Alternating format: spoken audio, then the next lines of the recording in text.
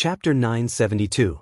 They found this tavern and happened to find that the private room next to Lu Xinqing was empty, so the three of them asked for this private room. After coming in, they heard the dirty words of the people next door, but Xiao Wanru did not take this marriage seriously at all and casually teased the prostitutes. "Even if I die, I will not marry him." Luo Xiaowan bit the corner of her lip and said with hatred. Her previous confidence was completely based on the words of the heir of Mark Yangxiu, but now it was her true heart. What she saw was completely different from what others said. Luo Xiaowan was a little weak before. Even though she said firmly, in fact, it was all because of the heir of Mark Yangxiu. But now, she was completely following her heart and mind. There was no one who knew her heart better than now. Xiao Wanru nodded secretly. She wanted Luo Xiaowan to see her heart clearly and make her more determined, so that she would not flinch again when others said it. In this kind of thing, if the person concerned flinched, the others would not only be in a difficult situation, but also would be blamed. It was the best to see it clearly and make the right decision. "Xiaoan, have you really made up your mind?" Zhang Qilan also understood the meaning of it and deliberately asked. "Qilan, I would rather die than marry such a person." Luo Xiaowan said firmly, looked at the person next door fiercely, and squeezed the handkerchief in her hand into a ball. Then she looked at Xiao Wanru expectantly and hesitated for a moment. She was still not confident enough to face Xiao Wanru. 3 years ago, they didn't talk much. Although they got along well, they didn't talk much. Now after 3 years, Xiao Wanru's identity had changed too much. She was still the miss of Duke Yangxiu's mansion, but the one in front of her was Princess Chen. "Sister Xiao, do you dare to go over?" Xiao Wanru asked with a smile. I dare." Luo Xiaowan forced herself to calm down and said, "Well, Xiaoan, do you dare to pour this water on that person?" Xiao Wanru pointed to the teapot placed aside. There was tea in it. Although it had been there for a while, it was still hot. "I can do it," Luo Xiaowan said. "Princess Chen, what do you mean?" Zhang Qilan asked in surprise. Xiao Wanru said lightly, "Sister Wanru, if you dare, just do it. That person looks very arrogant. After being splashed by Sister Wanru in front of so many people, he will definitely fly into a rage out of humiliation and beat you. What should we do? This person doesn't look like a good person. He will definitely beat Xiaowan." Zhang Qilan sat up straight anxiously. Luo Xiaowan was such a delicate person. It was obvious that she would be at a disadvantage. "Of course I want him to do it. If he does it, Sister Xiao Wanru can escape." "Qilan, does your eldest brother know some officials?" Xiao Wanru looked at Zhang Qilan with a smile. "Although my big brother is not very useful, he still knows some people, including officials." Zhang Qilan patted her chest and said, "As the son of Prime Minister Zhang, even if he did not have a serious job, many people were willing to make friends with him. Moreover, although this child Zhang had some special hobbies, he was not a playboy. He was also in contact with young talents and many of them worked in various ministries. Ask your brother to invite a few friends here." Xiaowan made trouble and happened to be seen by others. If there are people from the Ministry of Justice, it would be even better. They can directly bring this matter to the Ministry of Justice. Xiao Wanru smiled slightly and said meaningfully. Zhang Qilan did not understand what she said. She blinked and looked at Luo Xiaowan. Luo Xiaowan was even more confused. Obviously, she did not understand. This kind of thing can be brought to the Ministry of Justice? Even if that person hit Xiaowan, it is not a big deal. This kind of thing can't be brought to the Ministry of Justice, right? If this matter was brought to the Ministry of Justice, it would be making a fuss. The Ministry of Justice is the best. No matter what, it is a fact that that person wanted to hit Sister Xiaowan in the street. Such a fact is there. Xiaowan Street is afraid to report to the Ministry of Justice because the people of the Ministry of Justice are there. They will reach out when they see it. At this time, of course, Sister Xiaowan will catch whatever she sees. That is to say, this matter can be brought to the Ministry of Justice. Zhang Qilan was not stupid. After blinking a few times, she suddenly understood and nodded repeatedly. "Yes, this matter will be big. They dare to hit someone before they get married. After they get married, they will torture them to death. Moreover, there are prostitutes. Even the empress can't stop them from breaking off the engagement. Xiao Wanru smiled and said nothing. At this time, of course, she could not be pessimistic about this kind of thing. Moreover, she was a miss from a meritorious family, not a cat or dog picked up from somewhere. The reason why Madame Yangtzu and old Madame of Marquis Xing's mansion kept this matter a secret was that they were afraid of offending the empress. What they wanted to do was to expose this matter and let people see the filth hidden behind this marriage, instead of looking at everything on the surface and thinking that it was good. But I rush in like this? Luo Xiaowan was a little flustered again. She looked at Zhang Qilan and then at Xiao Wanru with an extremely helpless look. It's not good for Sister Xiaowan's reputation to make such a big fuss, but, since Sister Xiaowan has heard their filthy words, it's not too much for her to rush over and splash tea on them. Xiao Wanru said slowly. Although she could come up with an idea, the final decision was still made by the person herself. If the person herself still had such a suspicious attitude, in fact, this matter could not be done. She could help Luo Xiaowan, but she could not help her for a lifetime, let alone help her bear all the consequences. But since she was not even afraid of death, it did not matter what happened next. The young Madame of Mark Yangtzu was also a strong person and would definitely protect her daughter. It could be seen from the fact that she bore the pressure of filial piety and kept her daughter by her side for 3 years. It was just that the young Madame of Mark Yangtzu was strong, but her daughter was really weak. Just now, she said that she would not turn back, but after a while, she actually hesitated again. She had to encourage Luo Xiaowan to be strong.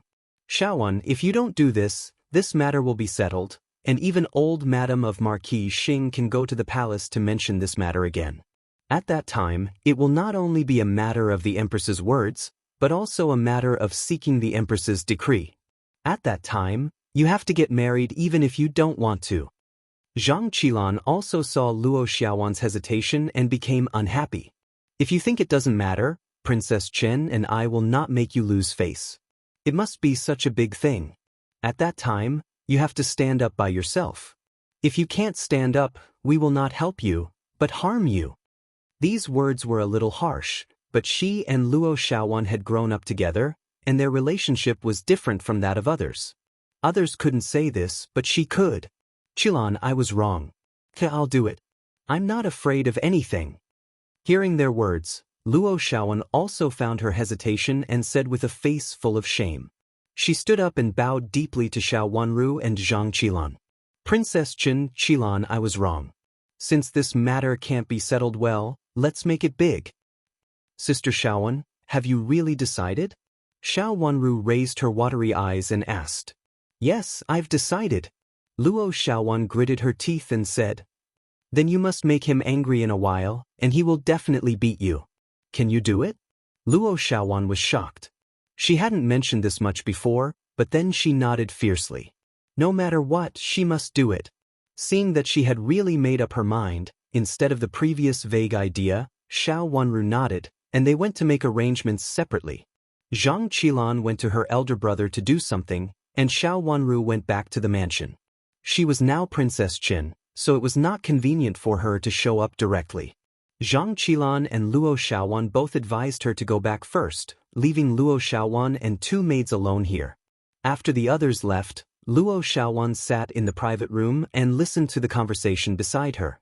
The more she listened, the angrier she became.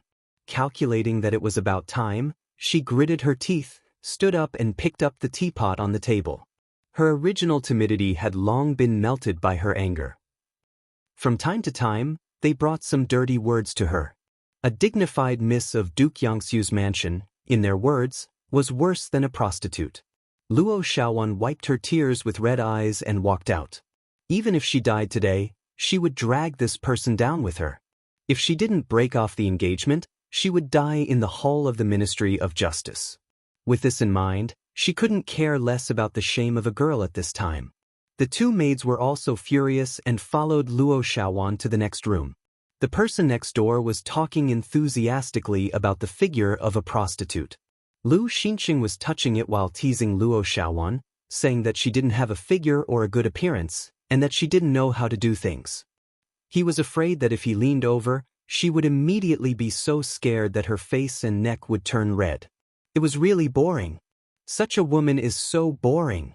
If it weren't for my father who insisted that I marry her and said that the agreement between the two families couldn't be broken, I wouldn't marry such a woman even if I died. I don't want her even if she gave me a gift. Do you want such a woman? Lu Xinqing drank a little too much and said with his tongue hanging, "Of course not. Who wants such a woman? There are so many beauties here, and all of them are better than her." Immediately, many people shouted in agreement. The men were together, and there were female prostitutes on the side. Of course, they would say all kinds of dirty words. At this time, no one cared what they said as long as they were happy. "Master, are you still not as good as me?" The female prostitutes also joined in the fun. "Of course not as good as you, baby. Maybe in bed, you are like a dead fish. There is no interest at all. How can I be as sensible as you?" Lu Xinqing teased. He reached out and kissed her again. His hands were even more presumptuous. The door was pushed open twice heavily. Luo Xiaowan came in with a kettle in her hand, followed by two maids. Looking at her aggressive appearance, the people in the room were shocked. Before they came to their senses, Luo Xiaowan had already recognized Lu Xinqing sitting on the right. She walked over, picked up the kettle in her hand, and poured it on Lu Xinqing's head. She said angrily, "Wash your mouth."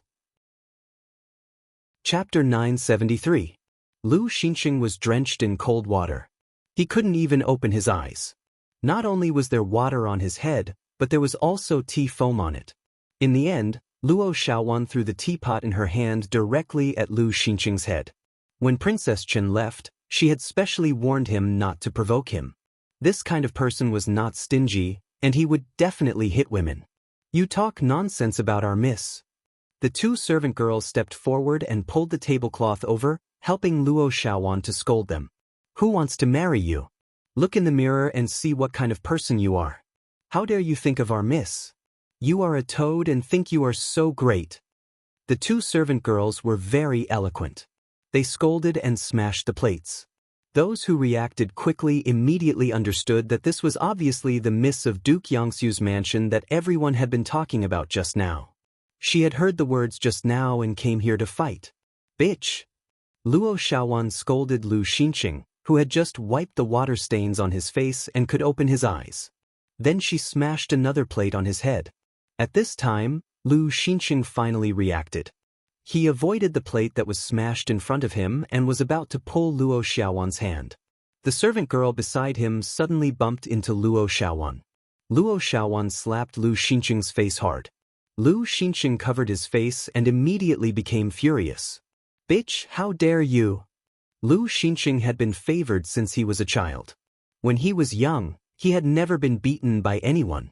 At this time, he was actually beaten by Luo Xiaowan, who he despised the most.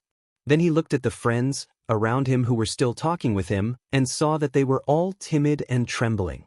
He was even more furious. He reached out to pull Luo Xiaowan and wanted to teach her a lesson.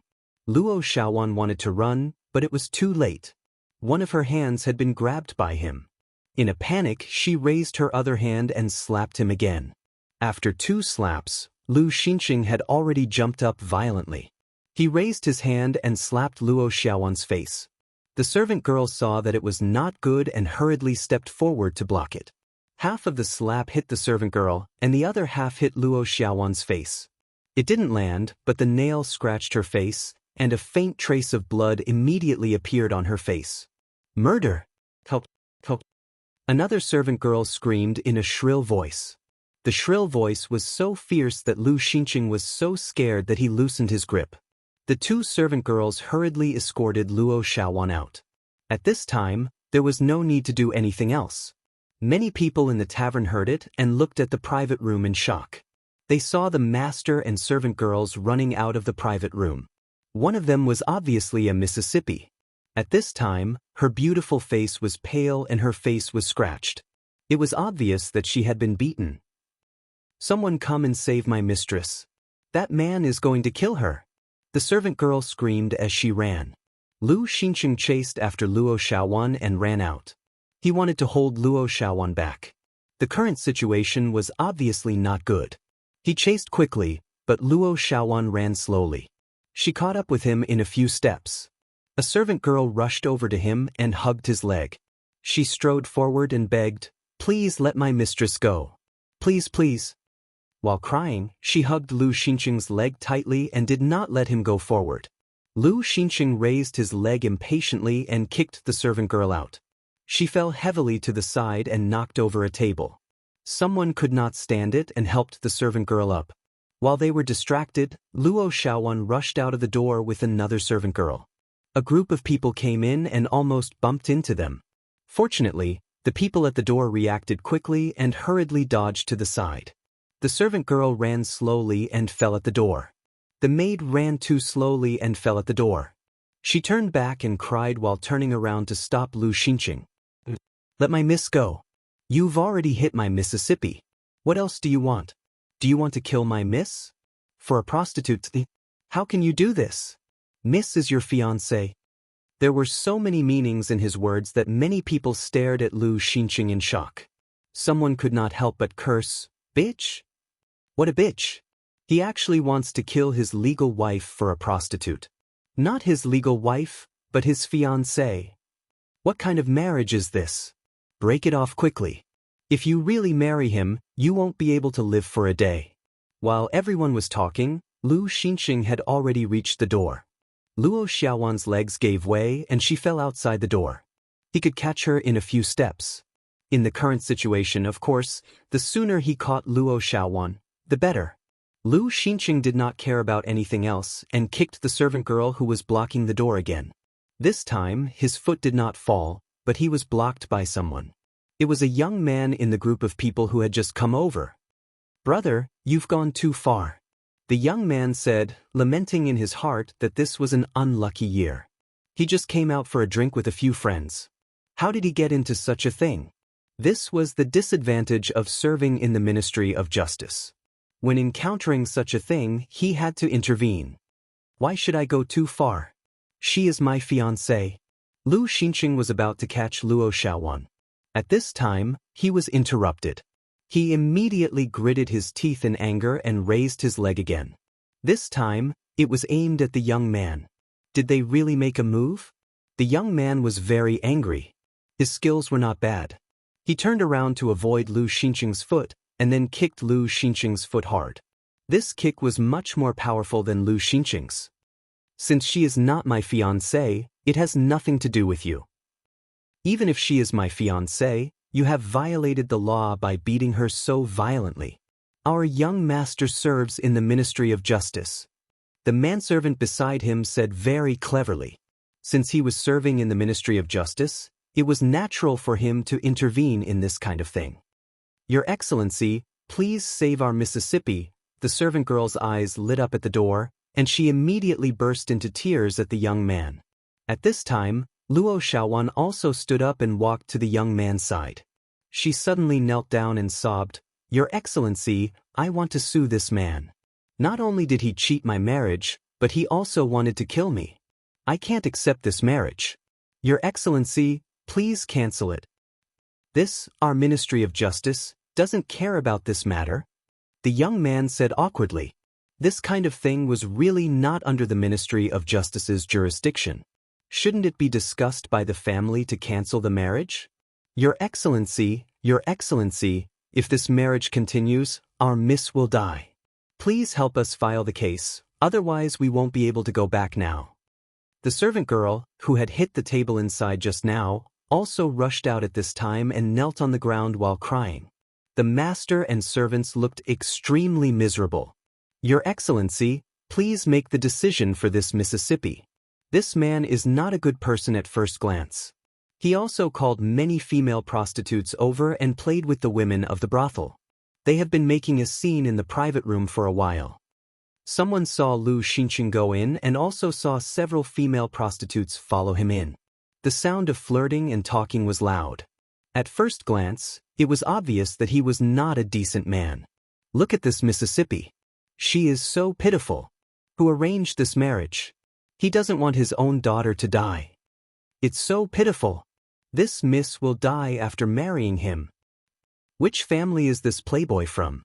He even wants to he even wants to kill his wife? Some people were asking, some were sighing, and some were looking at Lu Xinqing's face.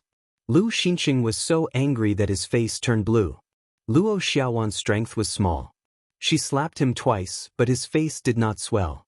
However, when he slapped Luo Xiaowan's face, it became red and swollen in a short time. It looked very scary on her fair and tender face.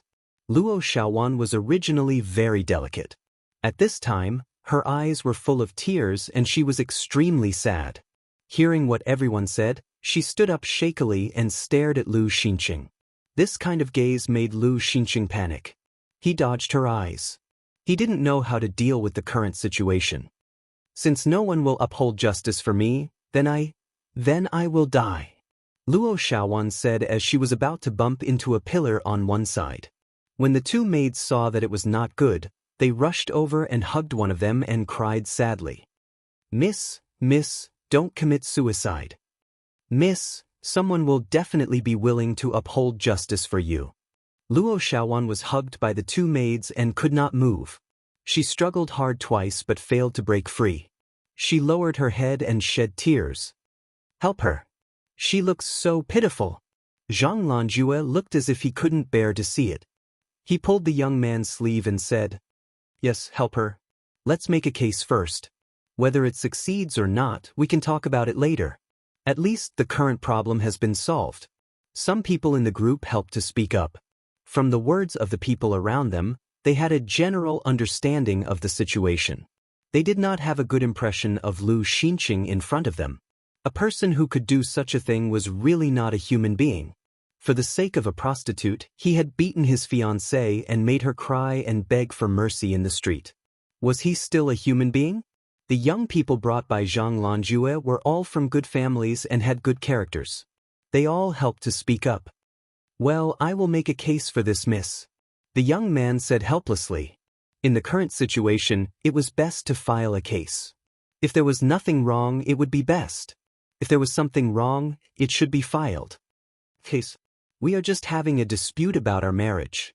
When Lu Xinqing heard that they were really going to file a case in the Ministry of Justice, he was also anxious. He said loudly and stood up with the help of the door frame to defend, We are engaged and have a marriage certificate. Why should we file a case? Even if there is a little quarrel, it is not a big deal. I don't need you to be nosy. Lu Xinqing was also a tyrant in his own territory. In the past, only others gave in to him, and he never gave in to others. What he said was even more disgusting. Looking at his face and Luo Xiaowan's pitiful look at the door, they felt that he was not worthy. How could such a person be worthy of this, miss? Many people were on Luo Xiaowan's side. After hearing what Lu Xinqing said, they couldn't help but say, Engaged and married? Is it the prostitute upstairs? The prostitute upstairs is not bad for you. A tortoise and a mung bean. I like it. You beat the miss like this, and you still don't let anyone care about it. Do you think that the capital is your family? Are you a prince or a crown prince? You don't know what kind of person you are. Which good family's daughter is willing to match you? Everyone will be angry if they don't let you go to the Ministry of Justice for a few days. Don't you think so? Yes, that's the reason. You beat people in the street, and we are all witnesses. Take them to the Ministry of Justice and lock them up for a few days before questioning them. Someone else chimed in. Someone looked upstairs. There were also people coming out of the private room. There were indeed a few women who were dressed coquettishly. At first glance, it was obvious that they were not decent. Someone, take them to the Ministry of Justice and file a case first. With such a supportive voice, Lu Xinqing had provoked the public's anger. The young man immediately ordered the servant. Fighting in the street could indeed be treated as a criminal offense. Chapter 974. What? She went to the court? Marchioness Yang Xiu heard the news and almost fainted. She held the corner of the table and said, Quick, go and ask young madam to come here. The young madam of Duke Yangtzu came very quickly. She also got the news that her daughter had sued Lu Xinqing in court, saying that Lu Xinqing had chased and beaten her daughter on the street and wanted to kill her for a prostitute. Young Madame Yangtze was born in a military family and had a bad temper. How could she listen to this? She gathered people and was about to go to the Ministry of Penalty. Unexpectedly, Marchioness Yangtze came at this time. She simply took a large group of people to Marchioness Yangtze. As soon as she entered the door, she saw a teacup flying over. She slightly dodged to the side, and the teacup hit the door frame heavily and broke into pieces. You are unfilial. I told you to marry her a long time ago, but you refused to marry her. Look at what happened now. Marchioness Yangtze stretched out her hand and scolded. Mother, you are right. I will go and see her now. She is so shameless and fooled around with prostitutes. Does she really think that there is no one in our house? If you can bear such anger, how can you and young Madame Yangtze stand in front of people in the future? It is not an honor to sell your daughter. Young Madame Yangtze deliberately misinterpreted Marchioness Yangtze's words. After that, she bowed to Marchioness Yangtze and said respectfully, Mother, I am going to bring Juan back now. You should go now. Although Marchioness Yangtze knew that young Madame Yangtze was deliberately pretending to be confused, she had to let her go. How could a miss from an aristocratic family really stay in the Ministry of Justice? Moreover, her daughter-in-law had just mentioned Master Ho and her son. Even for the sake of Master Ho and her son, she could not tolerate Luo Xiaowan staying in the Ministry of Justice. She had to get her back as soon as possible. This marriage, Madame Yangtze no longer had any idea. This matter was so big. If she did not agree to cancel the marriage, people might say that she was a snob who sold her granddaughter for wealth in order to flatter the Empress. Even if she did want to please the Empress with this matter, she could not really respond at this time. The career of Master Ho and her son could not be delayed. Even though Marchioness Yangtze was upset about her daughter-in-law, she had to let her bring her back first. Yes, Mother, your daughter-in-law will go right away. Hearing this, the young Madame of Mark Yangtze immediately nodded, turned around, and led a large group of people to the Ministry of Penalty. She wanted to see how this good-for-nothing mud dared to do such a thing. Since the matter had been blown up, it didn't matter if it got bigger. Anyway, her daughter's reputation had been dragged down by this piece of mud. She wouldn't take it lying down. When they arrived at the Ministry of Justice, they heard that the wife of Duke Yangtze's heir had come. The officials of the Ministry of Justice invited her in and saw Luo Xiaowan shivering in the room.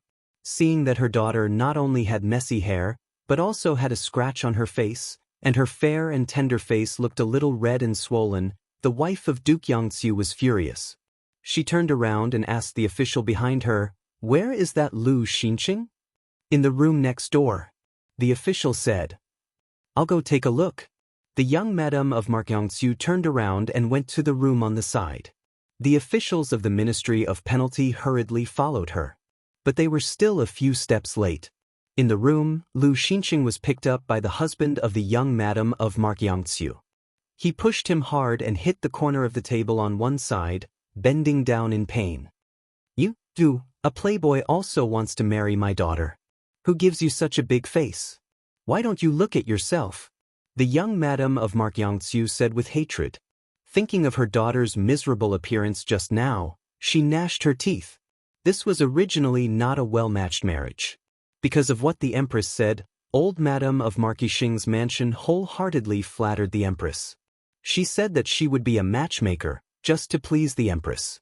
As for her mother-in-law, because of this mentality, she had always refused to let her daughter break off the engagement. Now this marriage was broken off, but her daughter's reputation was almost ruined.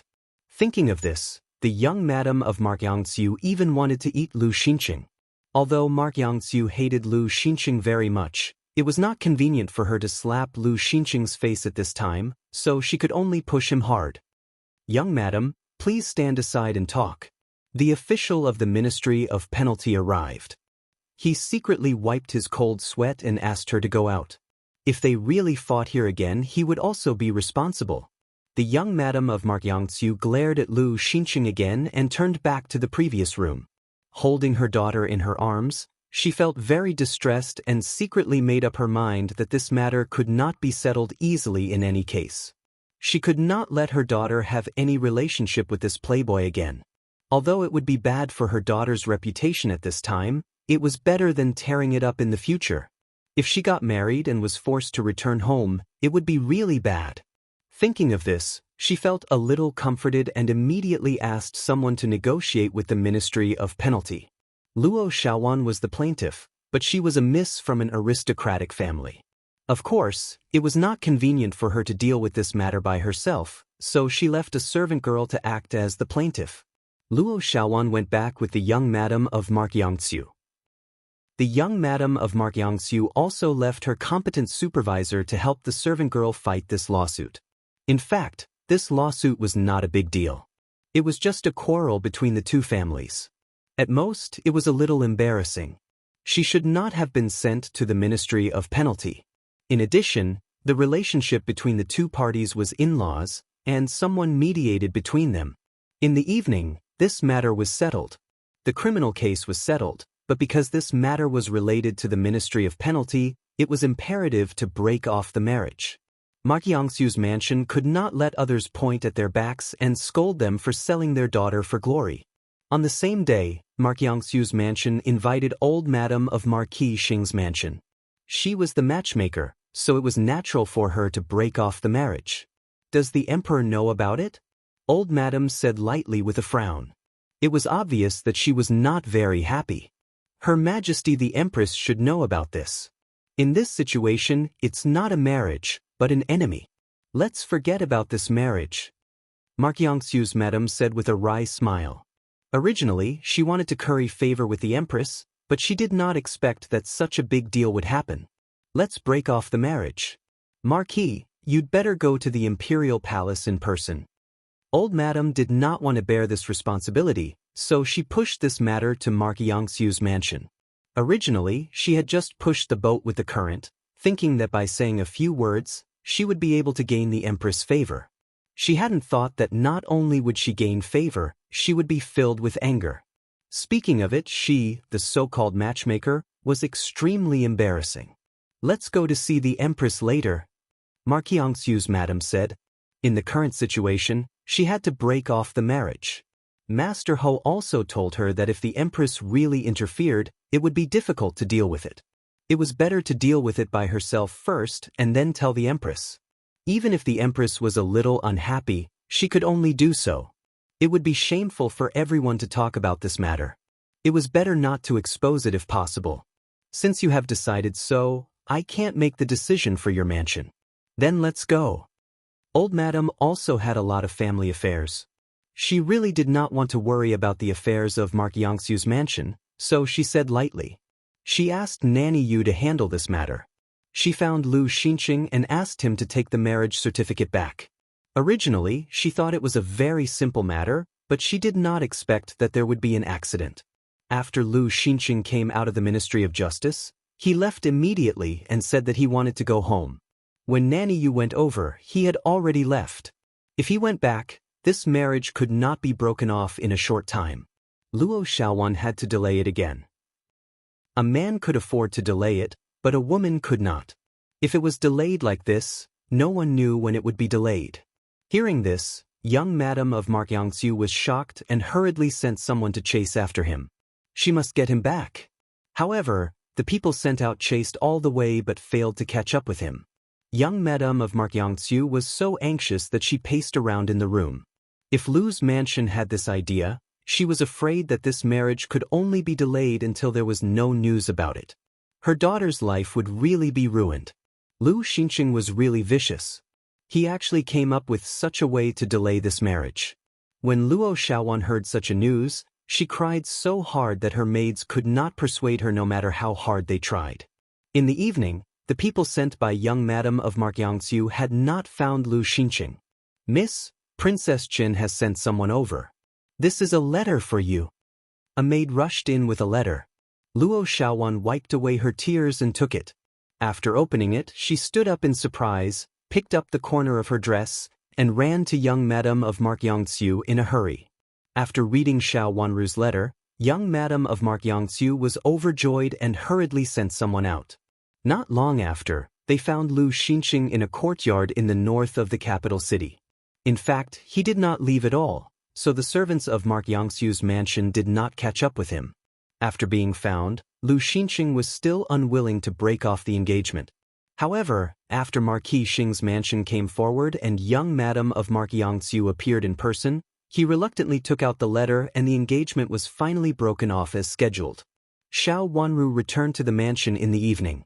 She had gone to the Palace of Benevolent Peace to talk with the Empress Dowager for a while, and also told the Empress Dowager what she had seen before. When Lu Xinqing chased Luo Xiaowan, Xiao Wanru's carriage also happened to be on the street and saw that scene. After telling this to the Empress Dowager felt very sorry for Luo Xiaowan.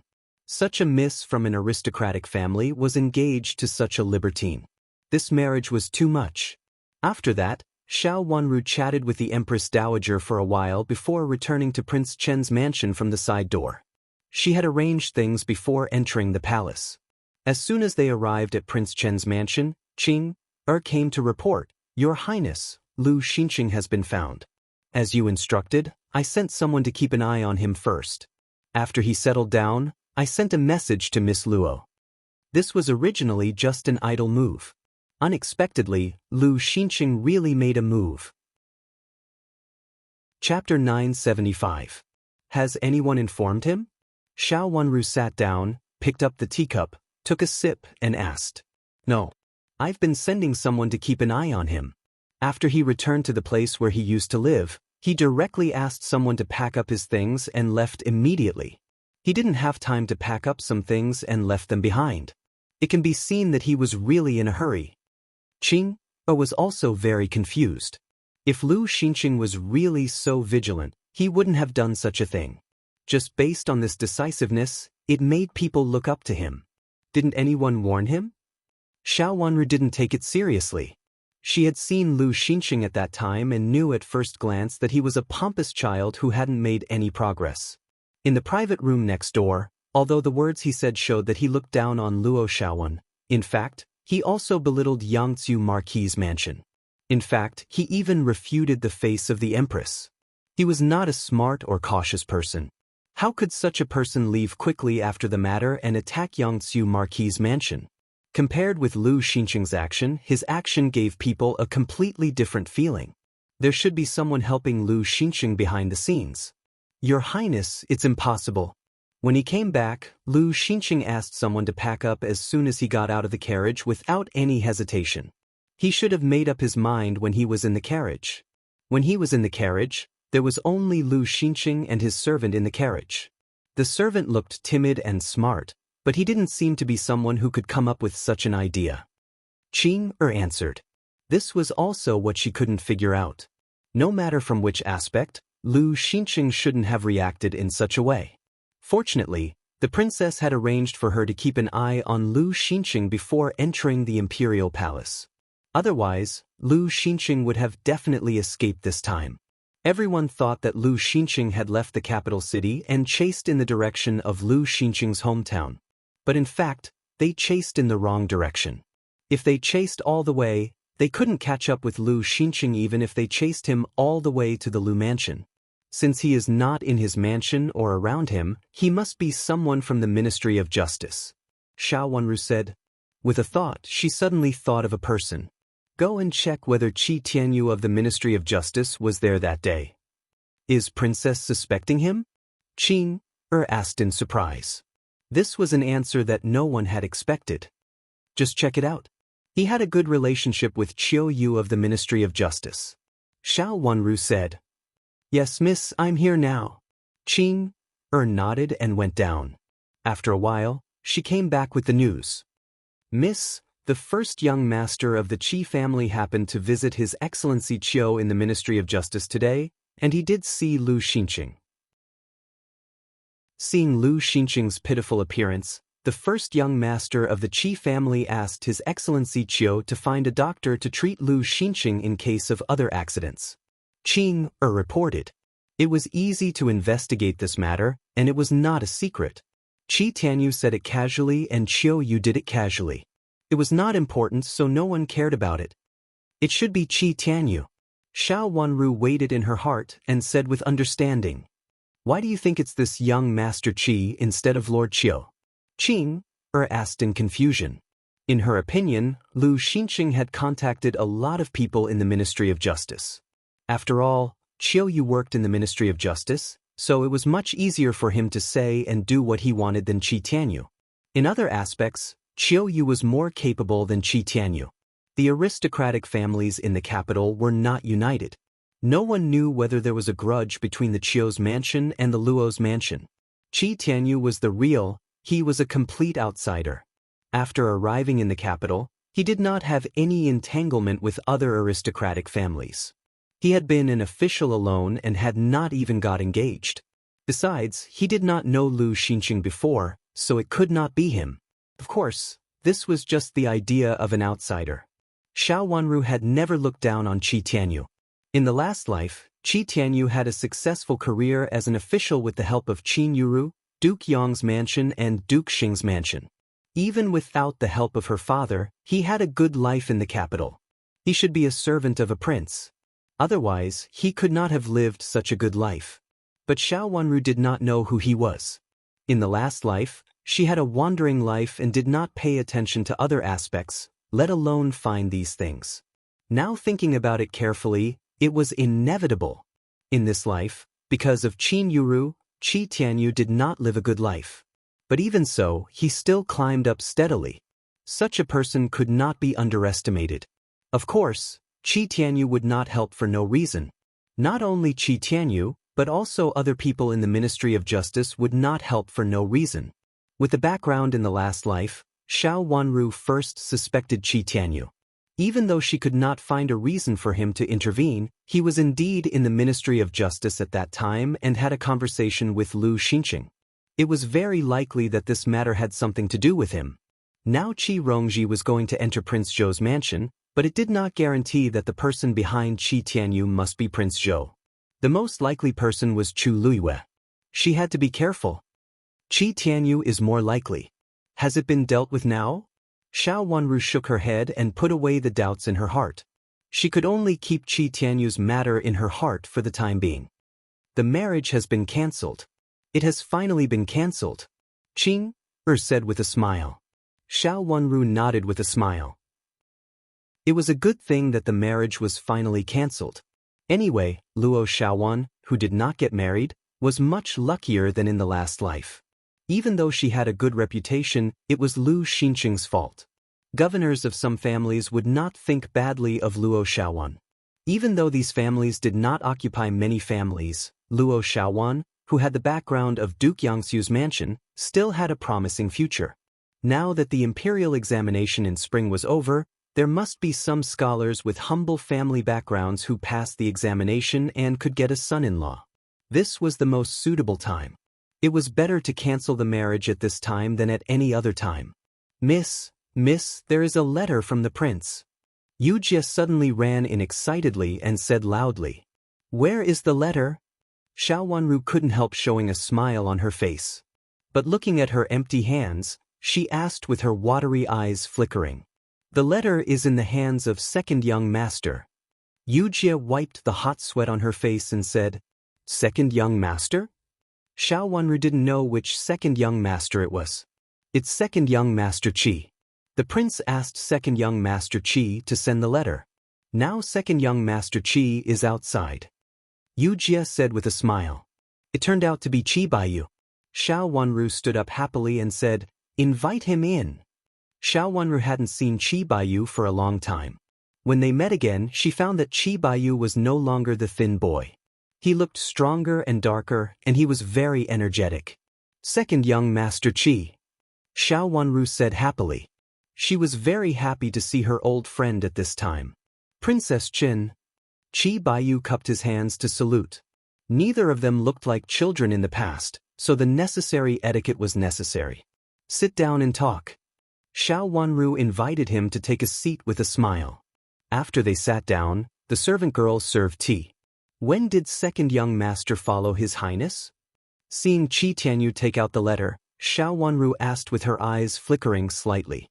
It's been almost 3 years. Your Highness and I got to know each other through Discord. Qi Baiyu smiled and handed the letter to Yu Jie. 3 years. So long? Xiao Wanru blinked her watery eyes and said, "Almost, maybe not. At that time, you had gone to the Yuhui nunnery. I went to see you once, but not only did I not see you, but I was also caught by Prince Chen.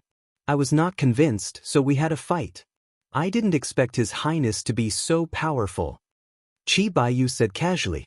At that time, he really didn't expect that Prince Chen, who looked sick and weak and couldn't even walk steadily, could be so good at martial arts and even beat him down. How could he be convinced by this? After that, he fought with Chu Luchen from time to time. As time went by, they got into a fight. I went with Prince Chen this time. I had something to do on the way, so Prince Chen asked me to bring a letter to Princess Chen. Princess Chen, you'd better read it first and write a reply by the way. I will catch up with him tomorrow morning, Qi Baiyu said with a smile. Are you still going back to the mansion? Xiao Wanru asked. Not only back to the mansion, but also some other things. I happen to do them together. I will go back after I finish them, Qi Baiyu said with a smile. Then come to get it tomorrow morning. Xiao Wanru nodded. Qi Baiyu stood up quickly and said, I have something to do now, so I have to go. I will come to get the letter tomorrow morning. Princess Chen, you'd better get it ready soon. 4:45 in the morning. Okay. Knowing that Qi Baiyu had something to do and seeing that he was in a hurry, Xiao Wanru didn't keep him and asked Yu Jie to send Qi Baiyu to the door for her. After dinner, she couldn't wait to take the letter and read it under the lamp. Chu Luchen wrote a lot of letters, saying where he was now and what different scenery he had seen. This kind of scenery was novel for Chu Luchen, and it was also very strange for Xiao Wanru. She read it with great interest for a while. Chu Luchen also put a landscape painting in the letter. Although the painting was simple, it was vivid. At the end of the letter, he mentioned that there were some wonderful things in the rumors in the Su state, which were about some rumors about his previous life and this life. He didn't know whether they were true or not. If there was an afterlife, he hoped that he could live with Xiao Wanru forever. These words made Xiao Wanru blush. She seemed to see Chu Liuchen's lazy look and couldn't help showing a smile. After thinking for a while, she also picked up the writing brush and wrote a reply. After that, she drew a simple painting of a string of wind chimes hanging on the window, which Chu Luchen had hung for her before he left. The wind blew and the chimes were crisp and pleasant. After finishing the painting, she thought for a while and drew a woman's side profile facing the window in the distance. Your Highness, it's time to rest. Yu Jie had come in to see Xiao Wanru several times. Every time, she saw Xiao Wanru write and draw seriously at the desk. At this time, seeing that she finally stopped, she reminded her. Prepare the letter early tomorrow morning and let second young Master Qi take it away. Xiao Wanru ordered. Chapter 976. Early the next morning, Qi Baiyu took the letter from Yu Jie, who was guarding at the door, and then left. When Xiao Wanru got up, Yu Jie had already slept for a while and got up again. After Chu Lu and Qin Yu helped Xiao Wanru dress up, Yu Jie came last. After Xiao Wanru had breakfast, she saw a servant girl outside reporting that Luo Xiaowan and Zhang Qilan asked to see her. Xiao Wanru invited them in. Thank you, Princess Qin. When Luo Xiaowan saw Xiao Wanru, she choked with sobs and was about to kneel down to salute. Xiao Wanru hurriedly stepped forward and helped Luo Xiaowan up. Sister Xiao, you're too polite. Princess Qin, if it weren't for you, I would have really ruined everything this time. If I delay it until the Empress takes action, then. Luo Xiaowan's eyes turned red. She was timid and a little timid, but she was not stupid.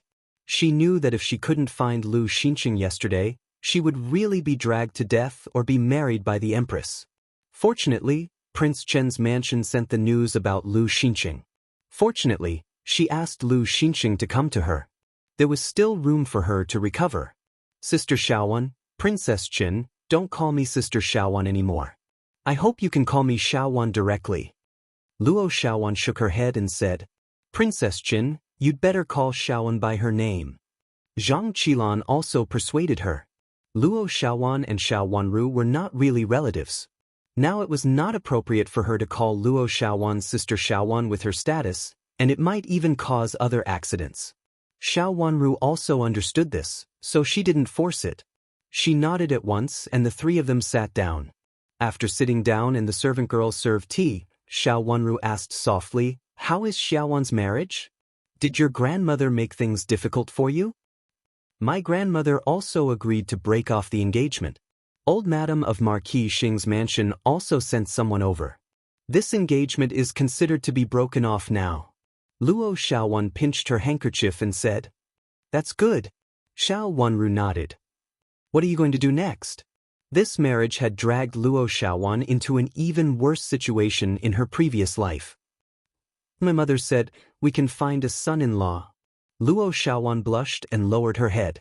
She didn't dare to say these words in the past, but now she believed in both Xiao Wanru and Zhang Qilan, so she naturally said, "I don't care about the family conditions as long as he is promising." Yangtzu Marquis' mansion was not a declining noble family. It could be said that they offered such a condition for this daughter to a large extent. It could be seen that the young madam of Duke Yangtzu was really good to her daughter. The spring imperial examination is about to end.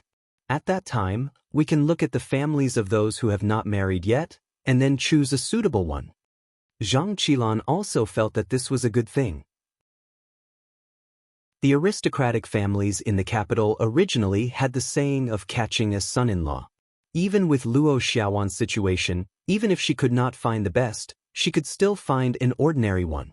After all, Luo Xiaowan was the legitimate daughter of Yangtzu Marquis Mansion and was deeply favored by the wife of Prince Yangtzu. That's the best. Xiao Wanru nodded. "Has your mother already started to choose?" Luo Xiaowan's face became redder and redder. She gently nodded and said, "Mother has already started to choose." Although it was still unknown who would win the imperial examination, there were still people who were more knowledgeable in the past. She had heard of the more knowledgeable people in the past. Marchioness Yangtzu truly loved her daughter, so she had screened them early in order to find the most suitable person for Luo Xiaowan. "Don't worry. I've asked my brother to inquire about who is most likely to win the imperial examination and let the wife of Prince Yangtzu pick them first. This is better than publishing the results." Zhang Qilan also said with a smile. After that, she patted the table and suggested, "How about we go and have a look now? Didn't they say that the exam was over today?" Counting the days, today was indeed the last day of the exam. All the candidates should be released in a while. There were several roads that were deliberately blocked before, just for the convenience of the candidates. At present, those roads were still blocked. This is not very good. Luo Xiaowan blushed and shook her head. She had always been timid. Yesterday she really went all out. She thought that if she really wanted to get married, she would give up her life. When she recalled it last night, she still felt a lingering fear. She only felt that her hands and feet were sore. How could she be so bold to rush out at that time? "It doesn't matter. Let's take a look first. Maybe we can see a suitable one." Zhang Qilan said disapprovingly and looked at Xiao Wanru expectantly. "What do you think, Princess Qin? Let's go and help Xiao Wanru. Others haven't done it yet, so it's faster for us to do it." Seeing Zhang Qilan's interest, Xiao Wanru smiled. She slowly picked up the teacup and took a sip. Then she slowly put it down and shook her head. "Don't go." "Why?" "Anyway, we have nothing to do at this time." Zhang Qilan said in confusion. She felt that Xiao Wanru's temper should not be so timid. Why didn't she dare to go with them? "When the Empress Dowager was in the palace yesterday, she told me to go out less. Prince Qin is not in the mansion now. It's not good for me to go out all the time," Xiao Wanru explained with a smile. Hearing her words, Zhang Qilan could no longer instigate Xiao Wanru to go out. She could only sigh helplessly, "If Princess Qin doesn't go out, I can't go either. What a pity. Why can't you go if I can't go?" Xiao Wanru became curious. Her long eyelashes fluttered twice and she asked with a smile. "My mother said that I should learn from you when I have nothing to do. She said that you have the demeanor of Princess Qin. She said that I don't know anything and am bold. I don't know when I will make trouble." Zhang Qilan's face was bitter, and her eyebrows also wrinkled bitterly. Luo Xiaowan, who was beside her, also relaxed and laughed. Xiao Wanru laughed and said, "You will be a princess in the future. It's true that I will learn from you when I see you. Since when do you need to learn from me?" The meaning of this joke was obvious. No matter how straightforward Zhang Qilan was, she couldn't help blushing at this time.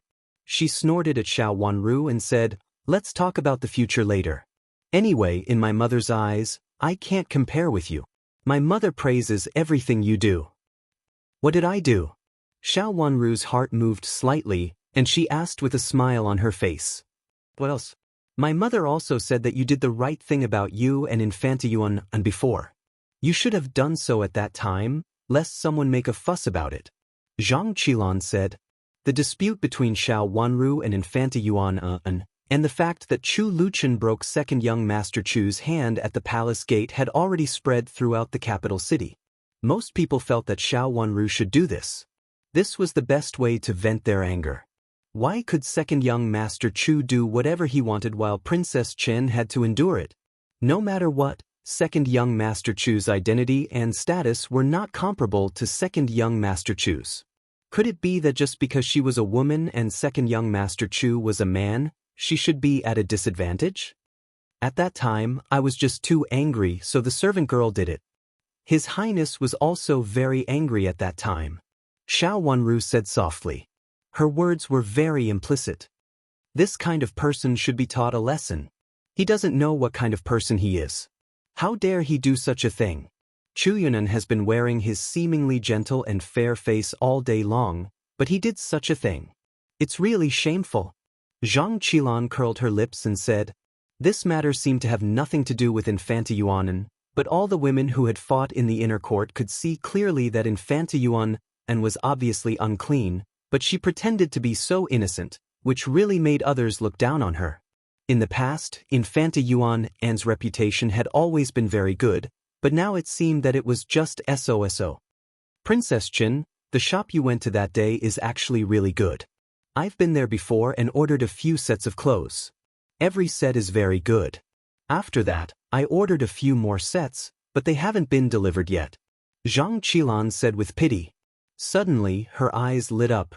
"Princess Chen, can you ask someone to invite the shopkeeper here? I'll order a few more sets, and Xiaowan will also order a few more sets." Luo Xiaowan's current situation was indeed inconvenient for her to go out. Hearing Zhang Qilan's words, she was also quite tempted. She looked up at Xiao Wanru and looked at her eagerly. Although she didn't say anything, the meaning of her desire was already very obvious. "Call him over?" Xiao Wanru hesitated for a moment. "Yes, call him over. We'll pick out some clothes and bring some cloth and buttons over by the way. My mother won't let me go out recently. She said that I should behave myself." Seeing that there was a chance, Zhang Qilan hurriedly persuaded with a bitter face. Luo Xiaowan timidly called out, "Princess Chen, all right." Xiao Wanru said helplessly, "Yu Jie, go and ask the shopkeeper of Butterfly Clothing Shop to come over. Ask her to bring some clothes, embroidery edges and buttons over." "Yes, Your Highness, I'll go right away." Yu Jie understood and answered crisply. She turned around and left with a smile. Since what happened that day, in order to avoid suspicion, Xiao Wanru and Nanny Dong had not contacted each other. Now that there was such an opportunity, she happened to go there. Nanny Dong came quickly. It didn't take long for her to arrive in a carriage. She was accompanied by 3 embroidery maids. They brought some good materials, buttons and embroidery edges, which were piled up on the table. Zhang Qilan and Luo Xiaowan were so tempted that they gathered together and carefully picked them out. Xiao Wanru only picked one dress and sat aside to rest. Nanny Dong also stood aside with a smile, and a few embroidery maids were waiting at the table. "How's Nanny Dong's business?" Xiao Wanru asked with a smile as if she was chatting. "Business is good, but..." Nanny Dong sighed when she said this, and her eyebrows were stained with sadness. Chapter 977. A complete copy update the latest chapter on the Crown Princess's medical skills as soon as possible. This. Speaking of this matter, Madame Dong looked more and more hesitant and lowered her head. Obviously, there was something going on. "What's wrong? Is there really something difficult?" Xiao Wanru asked gently with a smile. Madame Dong, just say it. If you have any difficulties, just say it. Chu Yedao said with a smile. In fact, there is really something difficult. Chu's mansion? Madame Dong lowered her head. Great Elder Princess's mansion sent someone to ask me to go there that day. Why did I call you over? Chu Lu asked in confusion. He said that I didn't make the stairs well, so second young Master Chu accidentally fell down the stairs. Fortunately, it was second young Master Chu. If it was someone else, he might have fallen to death on the spot. Madame Dong said angrily. This is too much. What kind of person is this? He is clearly deliberately venting his anger on you. Zhang Qilan heard it, turned her eyes, and said, What happened next?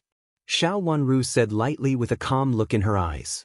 This was what she had expected, but it was not convenient for her to go out and inquire about it recently. Even if she sent a maid, it would be difficult for her to do so. Later, I was asked to pay a lot of money, but the amount was too big. I couldn't get it. Madame Dong frowned more and more, and her face was full of distress. Princess Yuan, and has gone too far. What happened that day was obviously related to her. She did this as if it was really an accident. She vented her anger on the Shang family. Zhang Qilan walked over and said disdainfully. She was going to marry Prince Yu soon, and Infanta Yuan, who was going to become Princess Zhou, had a different aura. At this time, hearing Nanny Dong's words, she immediately felt that it was Infanta Yuan's idea. Xiao Wanru glanced at Zhang Qilan calmly. She didn't expect her reaction to be so sharp. Sure enough, the person who wanted to be Princess Yu would not be simple in the future. Xiao Wanru didn't know who Princess Yu was in the last life. Maybe it was Zhang Qilan or not. In the last life, she didn't have much contact with Chu Luiyue, let alone Princess Yu.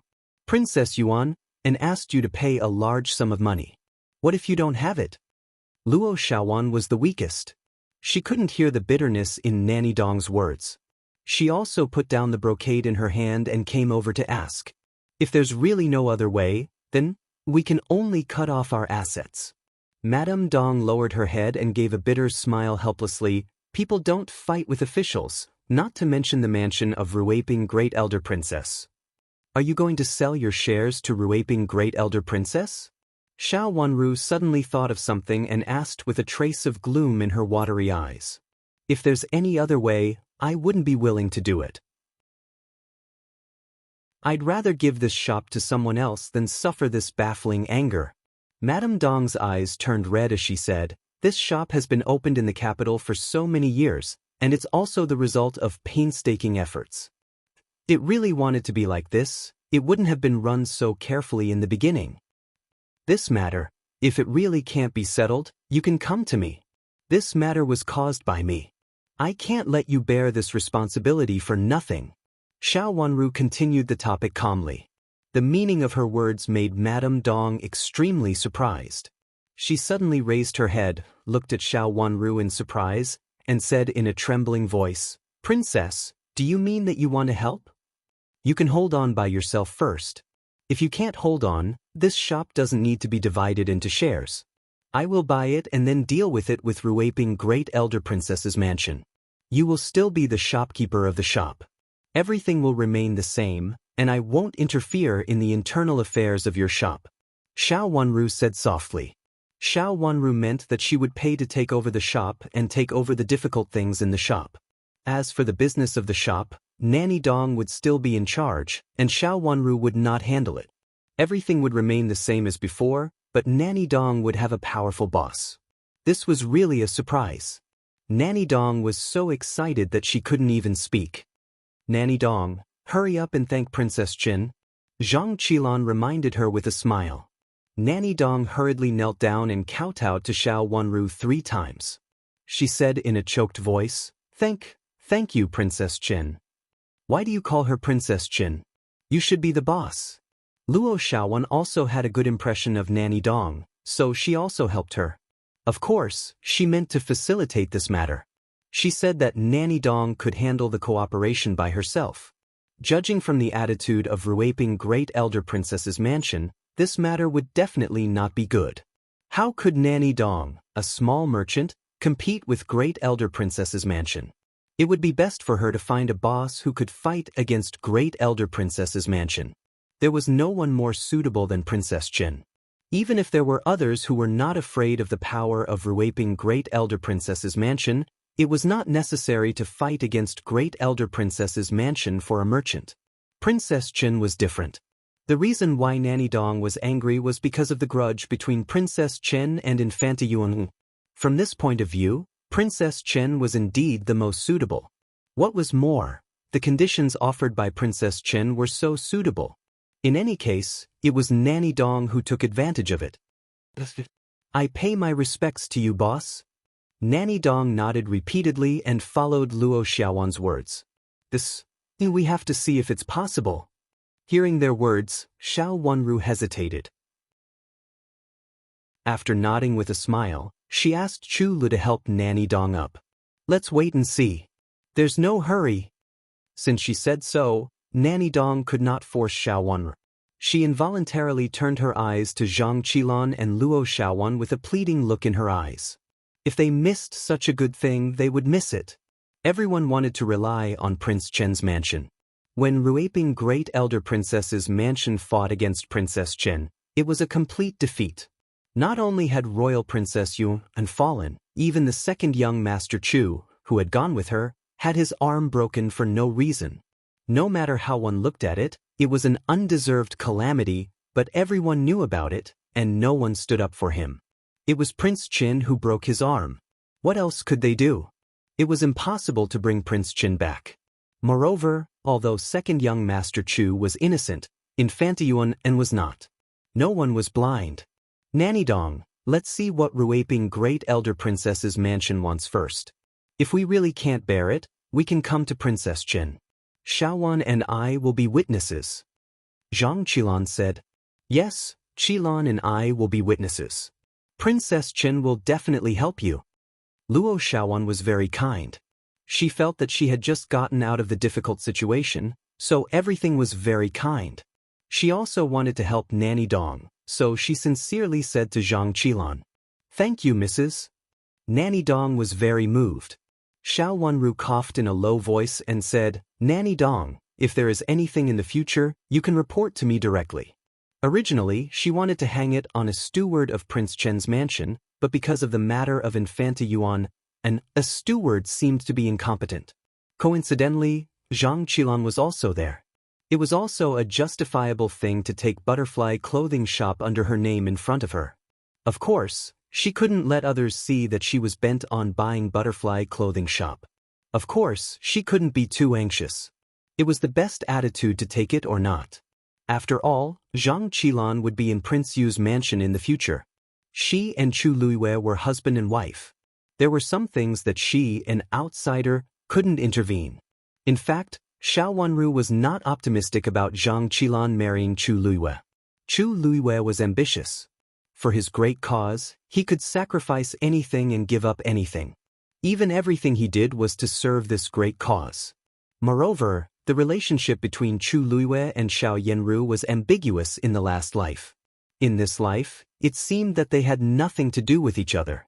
However, with Xiao Yenru's character, how could she really have nothing to do with Chu Luiyue? Xiao Yenru was most optimistic about Chu Luiyue. She wanted to climb up with Chu Luiyue's help. Even if they were in the Imperial harem now, so what? There were many dirty times in the Imperial palace. How could an who had entered the Imperial harem have nothing to gain? Especially this person was Xiao Yenru. She was 100% sure that Xiao Yenru would not feel at ease. She would never give up living in the Imperial palace and guarding the current emperor. However, although she was not optimistic about the marriage between Zhang Qilan and Chu Luiyue, she would not rashly intervene. Such a marriage had been ordered by the emperor, so she couldn't change it. Unless Zhang Qilan died, this marriage must be valid. There was really nothing she could do about it. Thank you, Princess Chen. Thank you, Princess Chen. Madame Dong was so moved that she said repeatedly with a relaxed smile on her face. With Xiao Wenru's words, it was equivalent to finding a guarantee for Butterfly Clothing Shop. It was normal for her to be in such a situation. Xiao Wenru waved her hand, and Madame Dong obediently retreated to the side, consciously treating herself as a subordinate. This clever look made Zhang Qilan look at Madame Dong again. A shopkeeper of a market shop had such a reaction. She was really smart. No wonder she managed butterfly clothing shops so well. It was almost comparable to the ready-made clothing shops that had been operating for several generations. "Miss Zhang, have you met Prince Yu?" Xiao Wanru asked with a smile in her watery eyes, which was very kind. She couldn't help but want to ask, and looked at Zhang Qilan calmly. This question was very abrupt, as if it was suddenly asked, but it was not abrupt for Zhang Qilan. Originally, this question should be asked to Zhang Qilan. Zhang Qilan, who was straightforward, immediately blushed when she heard that Chu Luiwei was asked. She bowed her head with a little shyness and said, "I have met Prince Yu. He is very good." The words, "very good," expressed all the thoughts of the woman. If she hadn't had feelings for Chu Luiwei, Zhang Qilan would not have reacted like this. Xiao Wanru sighed in her heart. Zhang Qilan was indeed interested in Chu Luiwei. No wonder Zhang Qilan was like this. Chu Luiwei had always been cold in front of others. He was handsome and tall, but he was meticulous. Compared with Prince Zhou, he was more popular with women. Previously, when she heard that the consort selection was held, many people went for this Princess Yu. She felt very helpless in her heart, but there was nothing she could do. It was hard to find a suitable friend, but she was afraid that this friend would not last long. An old maid in charge came in and whispered something to Qin Yu, who was standing at the door of the room. Qin Yu's face changed dramatically.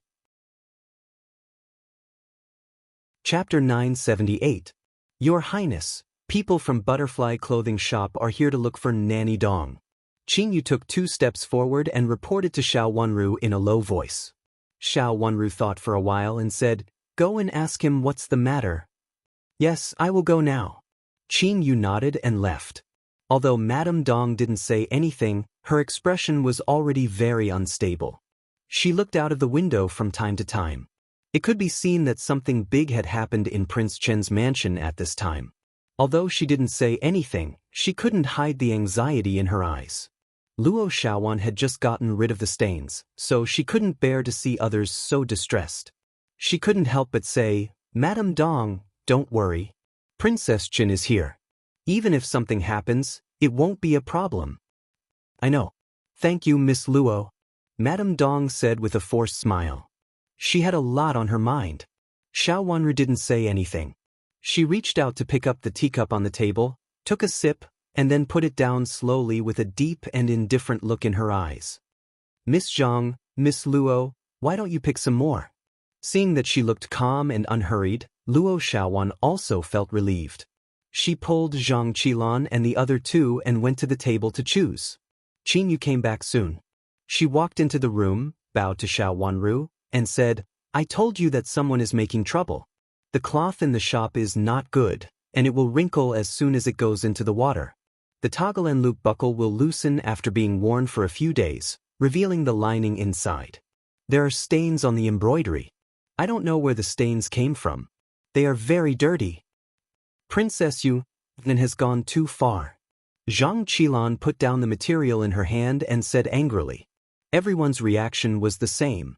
They all thought that it was Ruiping Great Elder Princess's mansion who intervened at this time. Otherwise, how could such a thing happen? The quality of Butterfly Clothing Shop had always been very good. How could such a thing happen? It must be Infanta Yuan, and who asked someone to do it. Based on the fact that Princess Yuan had laid her hands on Prince Chen, it was even more common for her to deal with a lowly merchant.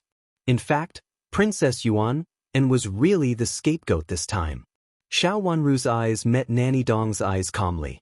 Both of them knew that it was not Yuan and County who took the initiative to do this, but Prince Yu. It was best to use this kind of method instead of using people from the government. However, he did not expect to meet Princess Yuan, and so coincidentally. What a coincidence. It may not be Infanta Yuan. Xiao Wanru said implicitly. How could it not be her? Is it because she heard that Nanny Dong has entered Prince Chen's mansion and deliberately made such a thing? It's too much. In the past, when I saw her, I thought she was a good person and fair. Among the noble ladies in the capital, she could be considered a good one. I didn't expect her to be such a person. Zhang Qilan was annoyed. She and Commandery Princess Yuan and hung out in the same social circles. They were all famous noble ladies in the capital city. In the past, they were not bad people. However, at this moment, she deeply felt that she had been deceived by Commandery Princess Yuan. How could such a person be good? She was obviously a villain who stepped on others when they were weak. Moreover, she was a villain with ulterior motives. Let's go and take a look. After saying that, she turned around and walked out. Luo Xiaowan looked at Xiao Wanru and then at Zhang Qilan, feeling a little at a loss. Let's go and have a look together, Xiao Wanru said with a smile. Then she stood up and walked out. Seeing that, Luo Xiaowan hurriedly followed her. She was grateful to Princess Qin from the bottom of her heart. Without Xiao Wanru's help, she was still stuck in the mud and couldn't get out of it until now. Her mother had also analyzed it for her. This surnamed Lu was planning to drag her to death. Not only could she not drag it out, she couldn't win against him. She was also afraid that the Empress would bestow a marriage. At that time, she wouldn't be able to drag it out even if she wanted to. She would have no choice but to marry that surnamed Lu. At that time, she really wouldn't be able to call for help. At present, although her reputation was damaged, at least she was still in good condition. For this reason, Luo Xiaowan was full of gratitude to Xiao Wanru. The three of them got into the carriage together and went to Butterfly Clothing Shop with Nanny Dong and a group of servant girls. Before they arrived at the door, they saw a large group of people around the door, and the noise was very obvious. Nanny Dong squeezed through the crowd first. Xiao Wanru asked the carriage to stop on the side of the road. They got out of the carriage together in curtain hats and also came to the door of Butterfly Clothing Shop. At the door of Butterfly Clothing Shop, a middle-aged woman pulled a shop assistant and scolded loudly. There were some brocades, some stained embroidery edges and toggle and loop buttons on the ground. There were a lot of them, and there were several large bags. A piece of cloth was shaken off on the ground. It was wrinkled and looked not good at first glance. Your shop is too black-hearted. I clearly said that I would take these things back to sell and asked you to give me a wholesale price. I didn't expect that although the price was not much lower, you gave me inferior goods. I'm running a small business, and the head of the family is still lying in bed. Who would sell these things to me? Aren't you asking for the lives of my entire family? The middle-aged woman said loudly. She pulled the shop assistant in the shop hard and shouted, "Ask your black-hearted boss to come out." What did she say to me that day? She said that these things were good. Even if she gave me a discount, they would not be worse than those outside. But look, what are these? The more the middle-aged woman spoke, the angrier she became. She stretched out her hand and pushed the shop assistant hard. The shop assistant was pushed back 2 steps and hit the door frame heavily. He bent down in pain. The middle-aged woman stepped forward again, but another shop assistant beside her stood up and stopped her. Sister-in-law, what's the matter? Take your time. Speak slowly. How can I speak slowly? My husband is still waiting to buy medicine to save his life after selling these things. Your black-hearted shop gave me materials based on people's preferences. Did you see that I'm poor and purposely gave me moldy materials? If my husband can't take medicine because of this, I will kill myself in front of your black-hearted shop. The middle-aged woman became angrier and angrier as she spoke. The onlookers began to discuss and looked at Butterfly Clothing Shop unkindly. If what the middle-aged woman said was true, the brand of Butterfly Clothing Shop would be ruined. No matter whether Butterfly Clothing Shop dealt with the aftermath or not, it would be difficult to remedy such a big mistake. It was the most taboo thing in business for a shop to bully the owner and give some bad materials to the customers. Reputation. Only when a shop had a good reputation could it continue to operate. Business was different from other things. Reputation was more important. Sister-in-law, I don't seem to have seen you before. Did you get these materials from me? Madame Dong came in from behind the crowd, looked the middle-aged woman up and down, and said. The middle-aged woman's eyes flashed and she immediately said angrily, Madame Dong, it's obvious that you gave them to me. How dare you say you don't know them? Now you don't want to admit it. These things are all yours, right? Look at the toggle and loop buttons, look at the embroidery. If they are not yours, whose are they? The middle-aged woman squatted down and scattered the embroidery and toggle and loop buttons on the ground. Someone in the crowd caught them and looked at the embroidery and toggle and loop buttons. They are from Butterfly Clothing Shop. They are indeed from Butterfly Clothing Shop. These toggle and loop buttons are a new style. They can't be found in other places, and the embroidery is also new. They only appeared recently. Exactly. I've been there before, and the price is frighteningly expensive. The crowd was talking and standing on the side of the middle-aged woman. They looked at Madame Dong with increasingly unfriendly eyes. Looking at the situation, Madame Dong knew that the visitor was not friendly today. These toggle and loop buttons and embroidery were all new styles of Butterfly Clothing Shop. In order to increase its competitiveness, Butterfly Clothing Shop would launch some new boutiques for customers to choose from every once in a while. This was also the reason why Butterfly Clothing Shop's brand had been getting better and better in the past 3 years. There would always be some new behaviors.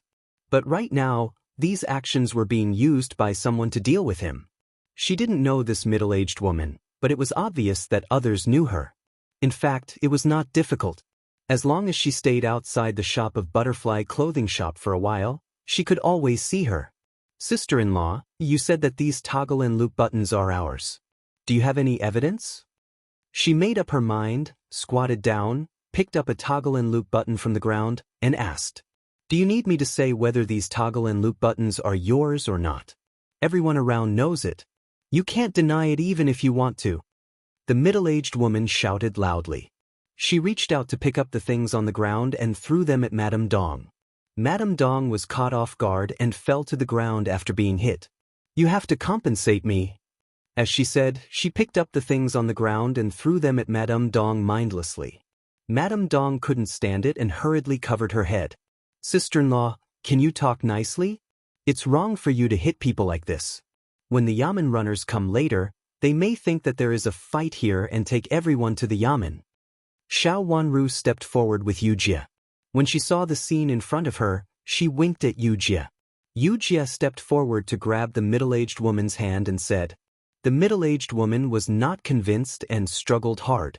Yujie's hand held her hand tightly, but she couldn't get rid of it for a while. She glared at her and said angrily, "Who are you? How dare you meddle in this kind of business?" Yujie was dressed like a servant girl, so the middle-aged woman didn't care. How dare a little servant girl meddle in this business? She didn't know whether she was shameless or not. "I didn't want to meddle in your business at first, but I can't stand it anymore when I see you deliberately making trouble," Xiao Wanru said and walked out slowly from the crowd. She walked to the messy embroidery, picked up a piece of embroidery edge casually, looked at the yellow stain on it, and said, "Didn't you see such stains when the innkeeper sold the goods? You didn't say it at that time, so why did you say it now? How can you prove that you didn't make these stains on it?" The yellow stain on the edge of the embroidery was very obvious. It was indeed dirty, but it could be the innkeeper's or the middle-aged woman's. Hearing what she said, the onlookers nodded repeatedly. It did make sense. Since they didn't see it when the goods were sold, it seemed a little wrong to talk about it after taking it home. In fact, it was possible for both families. Chapter 979. Nonsense. How could I do such a thing? Why would I frame this family? I've been doing business for a long time, and I know some of them. I used to go to other places to buy goods, but this is the first time I've been to her house. I heard that the goods in her house are good, but I didn't expect that she would bully her customers. The middle-aged woman was furious, but she couldn't get rid of Yujie's hand, so she could only stare at her and shout. "Then tell me, why didn't I see these stains when the goods were shipped?" Xiao Wanru said calmly, as if she didn't see the middle-aged woman's flushed face struggling. "They were rolled together when they were shipped. How could I see them?" The middle-aged woman said loudly. It was possible that so many goods were wrapped together. Someone in the crowd nodded and said, "Yes, if there are a lot of goods, it's basically like this. Besides, it's wholesale. If the shop is kind, he will give us more materials, and we may do business together next time." That's the way to do business. It's not the first time, so it's normal to give more. Since there are so many goods, we are all businessmen, and harmony makes money. There's no need to investigate everything. Just take a look. For some shops with a good reputation, you just need to give them a big sum. Hearing that someone in the crowd was speaking for her, the middle-aged woman became more and more energetic. She stretched out her other empty hand, pointed at Madame Dong, and said with bulging eyes, "At that time, I thought she looked like an honest businesswoman, so I didn't look at her. I didn't expect that she would lie to me like this and give me some inferior materials that I can't use. What should I do? I have to support my family." The middle-aged woman wanted to slap her thigh and burst into tears at this moment, but one of her hands was pulled by Yujia. Yujia's hand was still exerting force. Before her emotions could brew, she had already gritted her teeth in pain. How could she have the mood to shed tears? She could only pull Yujia's hand back fiercely. Yujia was holding the middle-aged woman's hand hard, but it couldn't be seen on her face. She was still holding the middle-aged woman's hand calmly. On the contrary, the middle-aged woman was distracted, and it seemed that she was pulling Yujia's hand with too much force. It seemed that she was acting, which made some people suspicious. It couldn't really be fake, right? The embroidery doesn't look like it's from this shop. Xiao Wanru asked calmly. Definitely it's their family. The middle-aged woman clenched her teeth. If you don't believe me, you can go and compete. This was originally the material of Butterfly Clothing Shop, so they were not afraid of competing. Do these toggle and loop buttons also belong to Butterfly Clothing Shop? Xiao Wanru picked up the 2 toggle and loop buttons on the ground, looked at the loose thread inside and asked. Of course it's from Butterfly Clothing Shop. If you don't believe it, you can check it. The middle-aged woman said loudly. These things did belong to Butterfly Clothing Shop, so it didn't matter if they checked again. Miss Zhang, look at this. Xiao Wanru ignored the middle-aged woman and handed the plate in her hand to Zhang Qilan. Zhang Qilan took it and frowned slightly. A loose thread didn't look good, but looking at the fine stitches, it didn't look like it was a case of stealing the work. With such fine stitches, how could it be so easy to loose the thread? Is this deliberately exposed? Luo Xiaowan leaned over to take a look and suddenly whispered. It's possible. Zhang Qilan also thought of this possibility and nodded repeatedly. Yes, it may be that someone deliberately cut the thread. Look at the stitches, they are so tight. Hearing what they said, some people also picked it up curiously and looked at it. After that, they all felt that it made sense. How could it be so easy to loose the thread with such fine stitches? I don't think so. I didn't make it so fine before, and it can be worn for a long time. The stitches left here are indeed evidence. Many people echoed. The middle-aged woman was a little flustered. Just as she was about to speak, Xiao Wanru had picked up a crumpled piece of cloth. Looking at the cloth, she turned to Madame Dong and said, Madame Dong, is this cloth from your shop?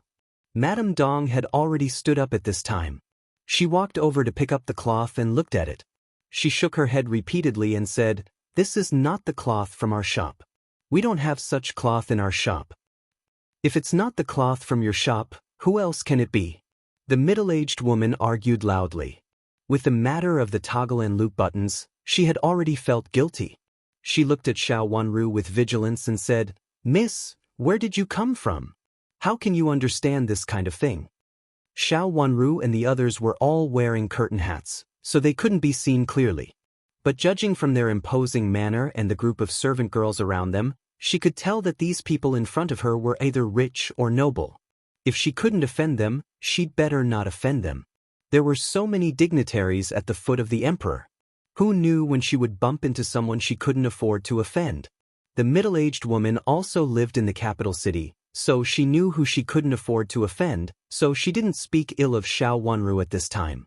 Xiao Wanru ignored the middle-aged woman and still looked at Madame Dong and said, Madame Dong, how do you remember clearly that this cloth is not from your shop? I remember very clearly that even if the pattern is similar, it is not like this, and it is impossible for it to be wrinkled with water. Madame Dong shook her head and said, I bought this kind of pattern in your shop before. I also bought it not long ago. Two idlers couldn't help but speak up. Look, someone has also bought it, but he dares to say that he didn't buy it. This must have come with that batch of goods. The good ones have been bought, and the bad ones are bought for small merchants like us. My poor husband is still lying in bed, waiting to take medicine. If something really happens to my batch of goods, how can our family survive? The middle-aged woman wanted to cry again, but she felt a sharp pain in her wrist again, which made her eyes look hideous. How could she cry? She could only stamp her feet hard. We did have this kind of pattern before, but it was not the same batch of cloth. That batch of cloth was actually bought from other places, and the cloth is not ours. Madame Dong had calmed down at this time. Where did you get the cloth? Xiao Wenru asked. It was bought from the Imperial plantation. If you don't believe it, you can check the accounts directly, but it is definitely not this kind of cloth. If you don't believe it, you can compare the goods you bought at that time with hers. The cloth from the Imperial plantation? For a moment, everyone was speechless. The owner of the Imperial plantation was naturally the emperor, but it was not necessarily for the emperor's use. He could also choose some materials that the Imperial palace did not like and put them in the Department of Internal Affairs to manage. However, whether they were directly in the hands of the emperor or the Department of Internal Affairs, the quality of this batch of goods must be guaranteed. Otherwise, if it was found out, it would not only be a matter of closing the shop, but also a matter of getting their heads chopped off. The accounts of the Imperial plantation were also very clear, so it was impossible for the inferior ones to be used. It was a good thing.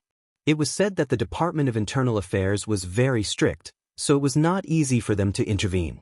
If something really happened in the Imperial plantation, it meant that several officials of the Department of Internal Affairs would definitely be beheaded. This kind of thing was not just a business matter. At this time, the onlookers did not dare to say anything.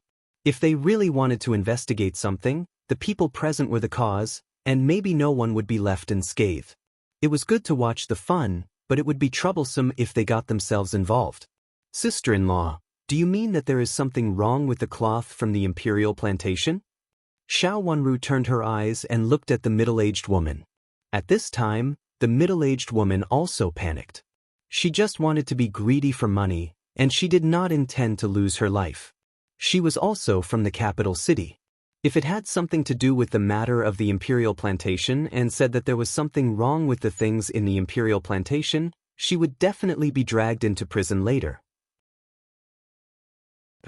I said that there is something wrong with the clothes in the butterfly clothing shop. I didn't say the Imperial plantations. The materials in our shop all came from the Imperial plantation. You can go and check. Even if the officials came, they would say the same thing. Madame Dong said, secretly wiping a cold sweat. Fortunately, she listened to the princess and changed the source of the goods to the Imperial plantation. She tried to use the materials produced by the Imperial plantation. You can go to other places and buy some. The middle-aged woman stammered. Since it is related to the Imperial plantation, you can ask the people of the Yamen to check it. If there is something false, the Yamen will definitely not let me go. Madame Dong said with sincerity, but she did not look flustered. She came over and reached out to take the middle-aged woman's hand. Let's go to the Yamen together and say that the goods sent from the Imperial plantation are fake and good. Yu Jie quietly put down her hand and retreated behind Xiao Wenru. I won't go. It is you who sell the fake goods? The middle-aged woman looked around and panicked at this time. She did not dare to go to the Yamen to complain that the Imperial plantations sold shoddy goods. This would cause a big trouble. If my account book is fake, the Yamen will definitely seal my door. Take these things of yours as evidence and find out what went wrong. At this time, Madame Dong was very persistent. She reached out and picked up a toggle and loop buckle from the ground. Also check this toggle and loop buckle. Who deliberately cut the thread inside and framed our shop? The stitches on it are still very clear. If it was not related to the Imperial plantation, such a small matter would not be handled by the Yamen. But now it was related to the Imperial plantation, which meant that it was not something that ordinary people could provoke. The middle-aged woman just got some benefits and came to make a scene. If it really went to the Yamen, she would not dare to do so. She struggled to break free from Madame Dong's hand. I run a small business. I have to support the elderly and children at home. I won't go to the yamen with you. You, if you can prove your innocence, go to the yamen to investigate this matter yourself. After saying that, she ignored Madame Dong and pushed through the crowd to go out, even ignoring the cloth and toggle and loop buckle thrown on the ground. From her guilty look, it could be seen that what she said just now was false. It was obvious that she did not dare to check it. In the end, she still pretended to be polite and asked Madame Dong to check the proof. Sure enough, she deliberately came to make trouble. I don't know which mansion spent so much effort to deal with a small shop. Zhang Qilan curled her lips behind the curtain hat and said disdainfully. Chapter 980.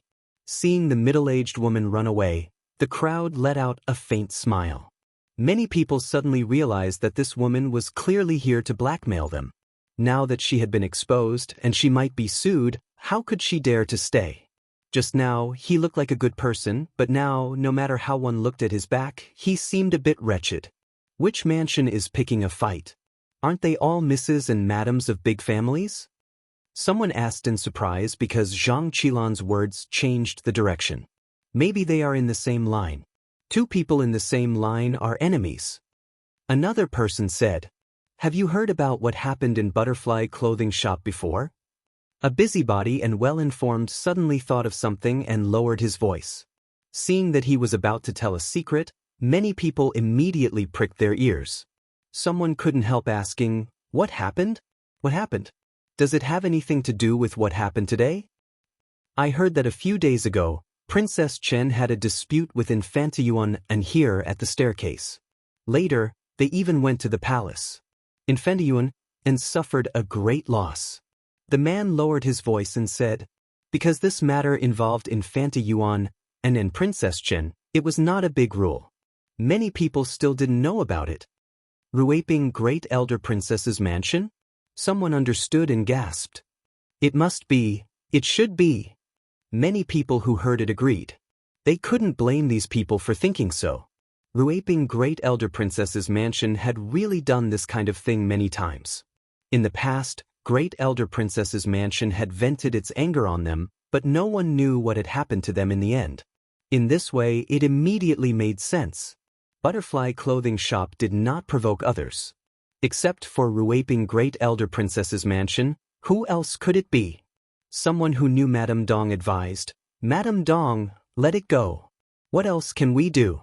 People don't fight with officials." That's right. Do you think we can go against them? They are not ordinary people. Madame Dong, admit that you are unlucky. Peace makes money. Send some gifts to avoid this matter. Someone also helped Madame Dong to give advice.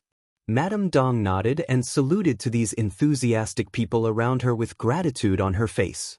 The people who saw this increasingly felt that Madame Dong had been wronged, and all of them were full of sympathy for Madame Dong. It was really a good thing for Madame Dong to spend money to get rid of the disaster after being replaced by Ruaping Great Elder Princess's mansion. Butterfly Clothing Shop could not afford to provoke such a family. At this time, there was no more fun to watch. After persuading Madame Dong for a while, everyone dispersed in discussion. Go and see who that person is. Xiao Wenru turned her watery eyes and looked at the passerby who mentioned the grudge between her and Infanta Yuan. He was the one who had brought up the matter between him and Princess Yuan. This statement was beneficial to Xiao Wenru, but in that case, it also diverted everyone's attention to Infanta Yuan. Although this was beneficial to Xiao Wenru, if this person hadn't said it just now, Madame Dong's matter would have been very clear. It was just that they didn't know who was behind it. Now it all fell on Ruaping Great Elder Princess's mansion, and the suspicion of Chu Luiwei was removed. Ruaping Great Elder Princess's mansion did vent its anger on Butterfly Clothing Shop, but before Madame Dong gave a clear reply, the people of Ruaping Great Elder Princess's mansion would not deal with Butterfly Clothing Shop, so only Prince Yu's mansion was left. Compared with Ruaping Great Elder Princess's mansion, Prince Yu's mansion also vented its anger on Butterfly Clothing Shop. However, no one knew that Duke Yang's mansion finally fell into such a situation because of the two sets of account books of Fanglan Embroidery Shop. Only the people of Prince Yu's mansion knew about it. Qing nodded and left silently. She was the most inconspicuous one among Xiao Wanru's servant girls. She usually didn't seem to be very favored. Moreover, she was promoted from an inferior servant girl, so she couldn't compare with other servant girls who had been close to Xiao Wanru since she was a child. When she went out, she seemed to be crowded outside, as if she had been excluded. But in fact, it was the easiest for her to go out like this. After Qing left, Xiao Wanru looked at Zhang Qilan and asked, "Shall we go in or go back? Since we're all out, let's go out for a walk." Zhang Qilan was obviously willing to leave like this. She rolled her eyes and pointed to the intersection in front of her. "Let's go over there. Xiaowan's matter has been solved. It happens that there's nothing else to do." Luo Xiaowan was also in a very relaxed mood today. It was rare for her to look at Xiao Wanru eagerly. Seeing that both of them were like this, Xiao Wanru could only nod and say, "Let's go." The three of them didn't take a carriage and just walked forward casually with their servant girls. As they strolled, there were no elders guarding them or old nannies telling them that they couldn't do this or that. The three of them strolled to their heart's content. They walked all the way to the Imperial Ancestral Temple. Seeing the crowd retreating like flowing water, they hurriedly hid in the shops on the side. The examinees who were supposed to take the Imperial examination in spring had all come out. Xiao Wanru suddenly raised her head and her face suddenly changed. The memory of her previous life suddenly appeared in her mind. It should be around this position. She lifted the corner of her dress and took a step forward. She hurriedly looked out and her eyes fell on a pavilion diagonally opposite. It should be a restaurant. The restaurant was very tall, with 4 floors. This was the place where the results were released.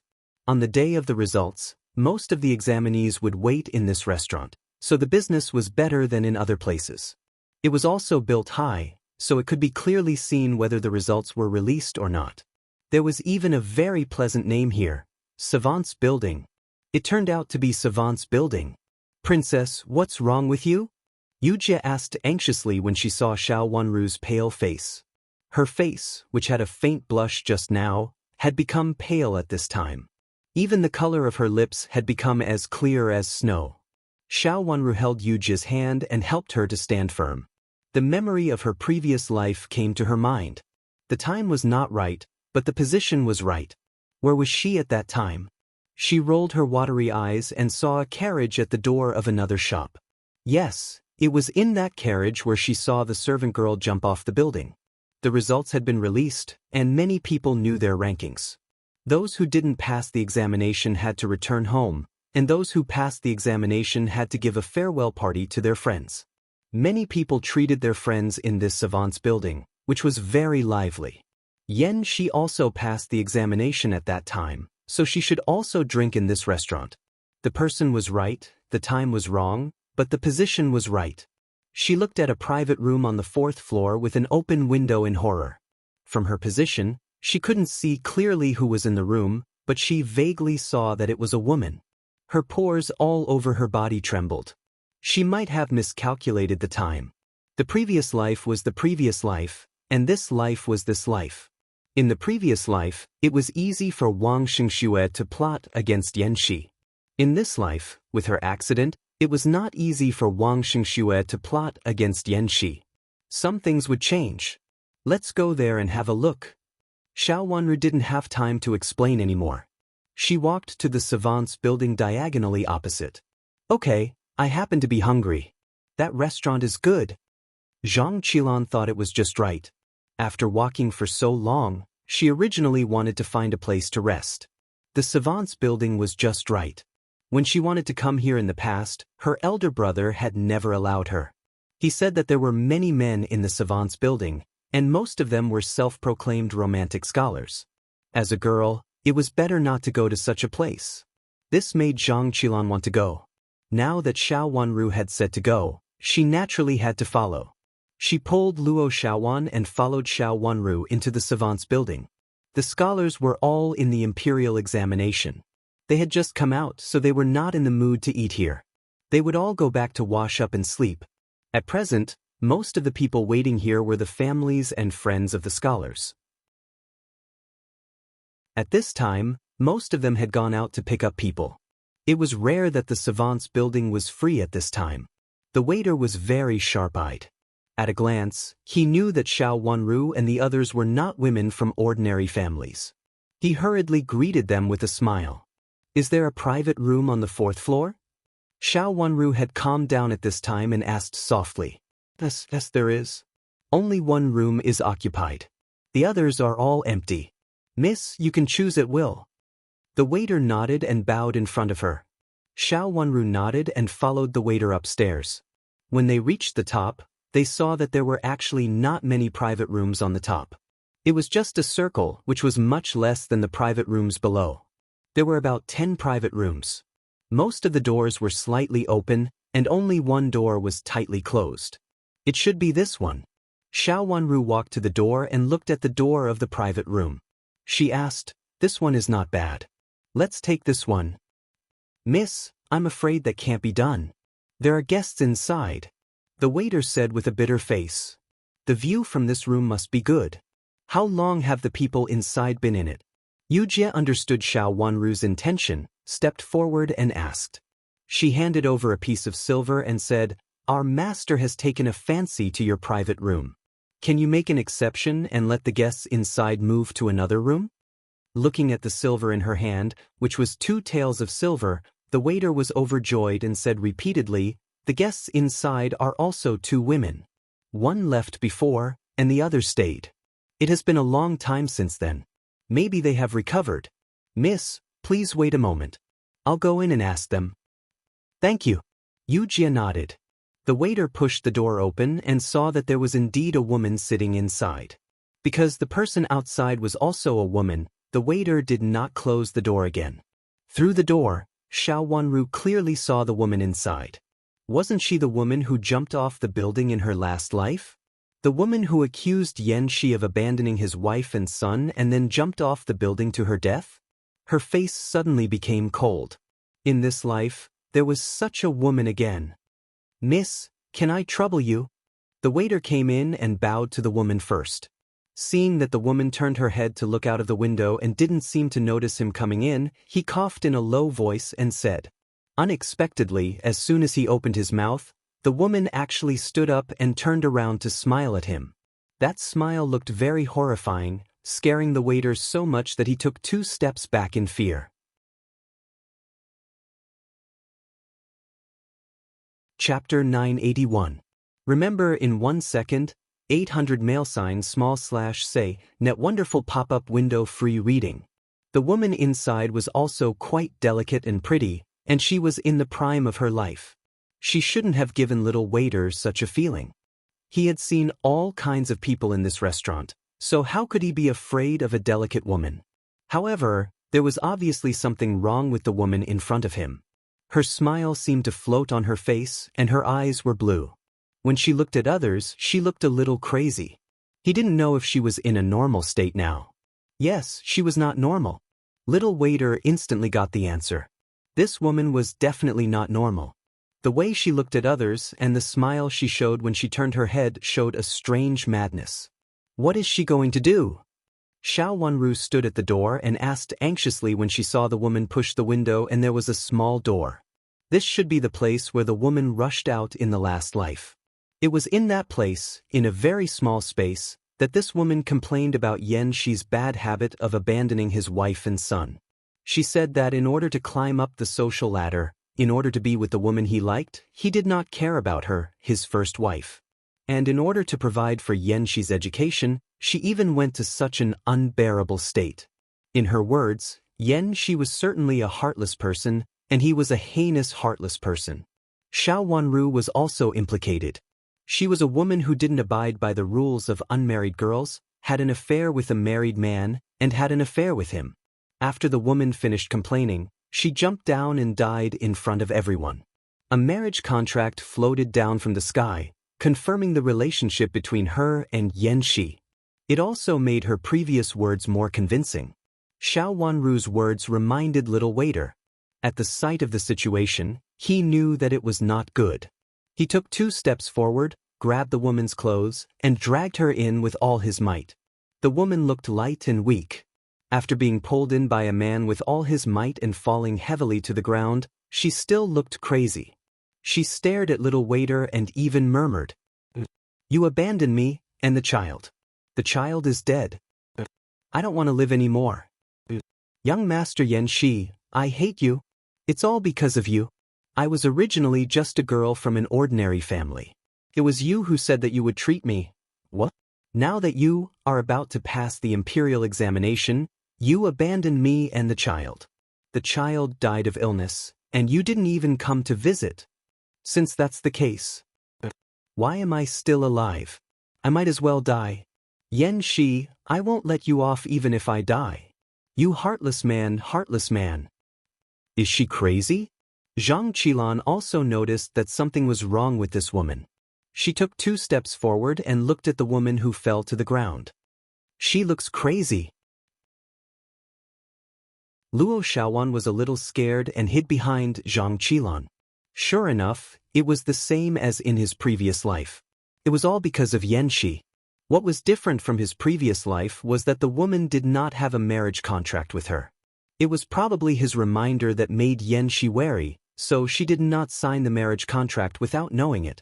Another difference was that there was no accusation against her as in his previous life. This marriage was originally arranged by Madame D and Yan Shi under the influence of Madame Jiang of Marquis Xing, but it became the evidence that she and Yan Shi had an affair. Although Yan Shi did not have a good ending, her reputation was also ruined. However, the initiator put on a kind face. There was a chill in her eyes that penetrated to the bone. Sensing the evil spirit in Xiao Wanru's eyes, Yujie quietly leaned in front of Xiao Wanru, blocking Zhang Qilan's gaze.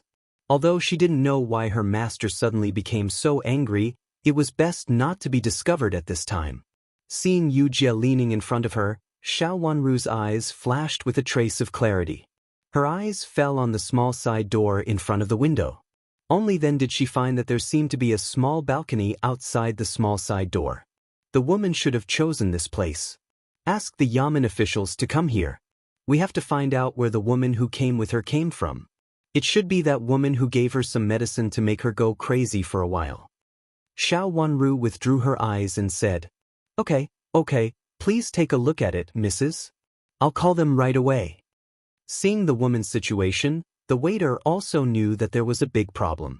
Then he looked at the small side door and felt even more scared. This small side door was left for the guests in this private room to get some fresh air after drinking too much. It was only available in this private room on the 4th floor. Other private rooms did not have it, and it was usually locked for fear of accidents. But now this side door was opened. Looking at the woman's appearance, it was obvious that she was crazy and wanted to jump down. "Go ahead, we'll help you take a look." Yujie nodded. The waiter hurriedly went down and soon came in with a few people, one of whom looked like the shopkeeper of the restaurant. After entering the restaurant, he asked someone to tie the woman up in case she went crazy and got into trouble. He walked up to Xiao Wanru, bowed deeply to Xiao Wanru and said, "Thank you for your help, Mrs. Please help me to be a witness." Of course, this matter could not be settled privately. At a glance, it was obvious that the woman had been drugged. Xiao Wanru and the others were witnesses. In a while, when the Yamen officials came over, the restaurant could not get away with it. It was better to have someone as a witness. Our master doesn't have the patience to stay behind to be a witness for you, but this woman has gone crazy and is still muttering something. We can check it out. Our master knows the Yan Shi that this woman is talking about, but how did a maid like her get involved with young Master Yan? Receiving Xiao Wanru's signal, Yujie took a step forward and said, Do you know Child Yan? The shopkeeper of the restaurant was overjoyed. Now this woman was still muttering Yan Shi's name from time to time. It had only been a short time, but the shopkeeper had heard it several times. He had been worried that it was difficult to investigate this matter. The waiter who had left didn't see clearly the woman because she was wearing a curtain hat, so he didn't know who she was. There was only one time when the waiter came in to deliver the dishes and saw the side profile of the woman. She was very beautiful, but when the waiter brought the dishes in again, the woman had already put on her veil hat again. In the end, when she left, she didn't show her face again. When the people from the yamen came to ask about it later, the people in the restaurant didn't know anything, which would definitely make them suspicious. Now hearing Yujie say that they knew Child Yen, how could they not be overjoyed? Every debt had its debtor. This matter was related to Child Yen, but it had nothing to do with their restaurant. Of course, the side door over there should also be nailed down to avoid such an accident. If someone really died, the business of their restaurant would be ruined. The examinees all wanted a good compliment, so no one was willing to come here to drink again. I don't know if the Child Yen she mentioned is the one I know. Logically speaking, Child Yen is a distinguished guest of Marquis Xing's mansion. It's impossible for him to have anything to do with a servant girl. Not to mention a servant girl, even her miss is unlikely to have anything to do with Child Yen. Yujie said in confusion. She looked up and down at the tied woman, seeming to be full of doubts. It sounded like she was talking to herself, and her voice was not high. The shopkeeper strained his ears to listen. What he heard now might be strong evidence. He couldn't miss anything. Now hearing that it was Marquis Xing's mansion, he breathed a sigh of relief excitedly. He finally found his enemy. A distinguished guest of Marquis Xing's mansion? Zhang Qilan also heard it and said in surprise. Yes, he has been living in Marquis Xing's mansion to study. I haven't heard of him having a wife, let alone a child. My second uncle has sent someone to check it before. Xiao Wenru said. She didn't mind dragging Xiao Jing out at this time. That's strange. She is still a servant girl, but she keeps talking about Child Yen so crazily. It seems that someone wants to deal with Child Yen. She is just a servant girl, so it doesn't matter if she dies. But if she is framed on someone else, it will be big trouble, Zhang Qilan said. Looking at the servant girl's still crazy eyes, she felt that there was something wrong. She was just a servant girl. If she could frame the person she wanted to frame, the death of a servant girl was nothing. If they had come up a little later, the servant girl would have jumped down. No one would have known that there was something wrong with the servant girl at that time, and no one would have known that she was a servant girl. Shopkeeper will go first. If the people of the yamen want to ask something, they can go to Marquis Xing's mansion to ask. Child Yen should be the candidate of this imperial examination. I don't know who framed him and made such a servant girl, Xiao Wenru said. After that, she turned around and left. Zhang Qilan and Luo Xiaowan followed closely. Although they had encountered this matter, it was inconvenient for them to get involved in it. Young madams. The innkeeper wanted to stop them, but he was stopped by a few servant girls rudely. You can't stop our Mississippi. Today our miss helped you. What happens next has nothing to do with our miss. Zhang Qilan's servant girl said impolitely. It's inconvenient to get our miss involved in this kind of thing. Luo Xiaowan's servant girl was newly selected by the young madam of Marqiangxiu. Her style of doing things was similar to that of the young madam of Marqiangxiu. She was tougher. Yujie glanced at the shopkeeper rudely and said, If our master wants to leave, no one can stop her. After that, she turned around and left. The shopkeeper didn't dare to stop them again. At first glance, he knew that these were noble ladies with extraordinary identities. It was understandable that they didn't want to get involved in this kind of thing. Moreover, he had an explanation and knew who to look for. When the people of the yamen asked about it later, he had something to say. If he stopped them again, he was afraid that he would provoke the anger of these noble ladies from aristocratic families.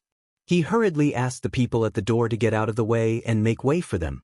Then he followed them respectfully and sent them to the gate. Seeing them leave, he returned to deal with the matter, while waiting anxiously for the people of the yamen to come over. Chapter 982. When Yan Shi returned to Marquis Xing's mansion, he was so tired that he could hardly open his eyes. After taking a bath, he didn't have time to eat and went to bed first. Young master. There seemed to be a servant's voice in his ear, which was a little far away. Young master. This time, the voice seemed to be in his ear, and someone was pulling him. Yan Shi suddenly opened his eyes and looked straight into the sky. The servant appeared in front of him with an anxious face. Young master, Get up quickly. An official is coming. Yan Shi's vision became clear. He sat up with his hands covering his dull head, and the servant helped him put on his clothes. What official? Yan Shi asked. He didn't wake up and had a headache. After taking a sip of the warm tea served by the servant, he asked. He said that he is from the Ministry of Justice and wants to see you. The servant reported in a low voice. Yan Shi frowned and stood up. Why did the Ministry of Justice come to see him at this time? He had nothing to do with the Ministry of Justice. Could it be that something happened in the Imperial examination in spring?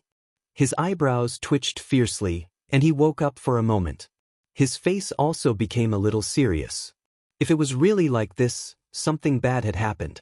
He stood up and walked out in a hurry. Are you Child Yan Shi? Two people from the Ministry of Justice were waiting outside. Hearing the sound in the room, they turned around and looked Yan Shi up and down for a few times before saying slowly, What's the matter? Yan Shi resisted the discomfort in his head and asked. We have something to ask Child Yan. Is it convenient for Child Yan to go to the Ministry of Justice with us? The people from the Ministry of Justice were very polite. Although Child Yan was not an important person, they were in Marquis Xing's mansion, so they had to be polite. What's the matter? Yan Shi didn't move and asked again. Seeing that he didn't want to leave without asking clearly, the two people from the Ministry of Justice looked at each other and gave way. There was nothing unexpected about this matter. Even if Child Yan really abandoned his wife, it was a small matter. There was no need to offend him and Marquis Xing's mansion behind him for a servant girl. Child Yan, have you ever married a woman and had a child? Then you abandoned your wife and child regardless of the child's illness? A person from the Ministry of Justice coughed in a low voice and asked straightforwardly. The shopkeeper of the savant's restaurant said that he had heard this from the young ladies of the aristocratic families, but he didn't know if it was true or not. I got married? And a child? Yan Shi was really stunned. Just now, he was thinking about the Imperial examination. He didn't expect it to be about him. He opened his mouth and didn't know what to say. When did it happen? Why didn't he know? What nonsense are you talking about? Since our young master came to the capital city, he has been studying in Marquis Xing's mansion. Basically, he doesn't even see outsiders, let alone get married. When he came to the capital city, our master asked Marquis Xing to find a good marriage for our young master. How could he have a child now? The manservant was so angry that he glared at the two officials from the Ministry of Justice. How could they come up with such a ridiculous idea? The two officials from the Ministry of Justice looked at each other again and carefully observed their expressions. Although their expressions were different, they were both full of shock and didn't seem to be fake.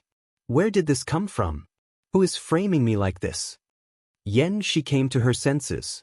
Her face first turned pale, then red, and she shouted angrily. How could there be such a rumor? It inexplicably ruined his reputation. How could he not be angry? Child Yan, you'd better go to the Ministry of Justice with us and recognize the person. That woman was supposed to jump down from the top of the savant's building. She seemed to be in a daze, as if she had been drugged. She kept saying that you had abandoned your wife and son. Fortunately, she was discovered and is still in the Ministry of Justice. The official from the Ministry of Justice said. She even wanted to commit suicide by jumping from the building. The savant's restaurant was where he came out. If the woman really jumped at that time, he would really be unable to explain himself. Yan Shi's face immediately turned pale. He knew what this meant. If such a thing really happened, even if he was right this time, he wouldn't have a good ending. The dead couldn't tell the truth. Yan Shi's current situation was exactly what it meant. Let's go. Without hesitation, he nodded and went out with the manservant, without informing Marquis Xing. When he arrived at the Ministry of Justice and saw the woman inside, his face changed dramatically. Child Yan, do you know this woman? An official from the Ministry of Justice who came with him asked. It seemed that he knew this woman. I know her. She is Miss Zhao's servant girl. She has nothing to do with our young master. She said that she abandoned his wife and son. Our young master doesn't even want her to be his concubine. Even Miss Zhao is not qualified to be his concubine, let alone her. The manservant also saw the woman and shouted angrily. He pointed at the woman who seemed to be unconscious and said, "Our young master saved Miss Zhao, but was entangled by Miss Zhao. She pretended to be pitiful in front of our young master, but on the other hand, she had an affair with Child Wang." Thinking of the grievances his young master had suffered, the manservant was so angry that his eyes turned red. He had thought that Miss Zhao was a good girl, but he did not expect that she had an affair with Child Wang in private and seemed to want to plot against his young master. Hearing the hidden meaning in the manservant's words, the official's eyes lit up and he asked hurriedly, "Who is Child Wang? Who is Miss Zhao?" If the shopkeeper of the savant's restaurant said that this woman came here with another woman before, and if he guessed correctly, that woman might be Miss Zhao. The official of the Ministry of Justice keenly felt that this matter should have something to do with Child Wang and Miss Zhao. The doctor had come to see the woman and found that she had been drugged. Before she was drugged, the doctor had repeatedly told her to say these words. She, who was hesitant, kept repeating these words and doing the action of telling the truth. Jumping off the building was a predetermined action. There must be a plot, and the plot was indeed Child Yen in front of him. The manservant's words proved this point. The most suspicious people were Miss Zhao and Child Wang. They didn't know where these two people came from, but it seemed that they had a grudge against Yen Shi. After listening to Yen Shi's cause and effect, the official of the Ministry of Justice was more certain that this was a deliberate plot, and the target was of course Child Yen. It was clear that Wang Xingxue found an unknown woman and set a trap for Child Yen. However, it was unknown why the woman named Zhao Qingyu in the trap became Zhao Qingyu's servant girl. It seemed that Zhao Qingyu knew Wang Xingxue's intention and deliberately murdered the servant girl. The Ministry of Justice sent people to Wang Xingxue's residence and Zhao Qingyu's residence to arrest them. At Zhao Qingyu's residence, they saw Zhao Qingyu, who was about to escape.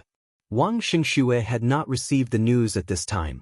In order to avoid arousing suspicion, he did not come to Zhao Qingyu's residence and was arrested in his home. Now that the two main suspects had been caught, it was easy to find out what happened next. First, the waiter of the savant's restaurant recognized Zhao Qingyu as the woman who had accompanied the servant girl.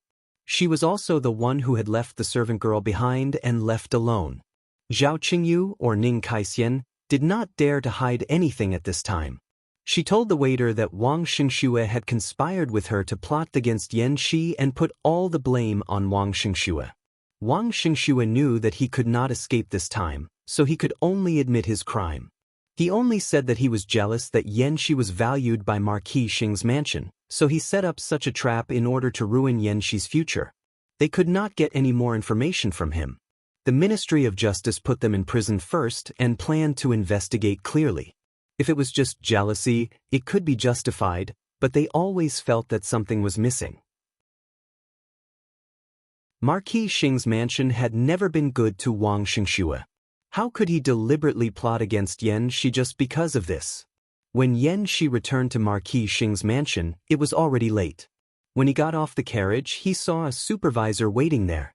When he saw him, he came up and saluted, "Child Yen, our Marquis invites you." At this time, Yen Shi looked at the sky and said in surprise. Marquis Xing had never come to see him at this time in the past. Child Yen has just finished the exam. He should have let Child Yen have a good rest, but Marquis heard that someone from the Ministry of Justice said that it was about Child Yen, so he was worried and specially asked me to wait here for Child Yen. The supervisor said with a smile. After such a thing happened, as the host, it was reasonable for Marquis Xing to pay attention to it. But Yen Shi nodded and followed the supervisor inside. Xiao Jing, Marquis Xing, met him in his own yard. There was his study beside the main room.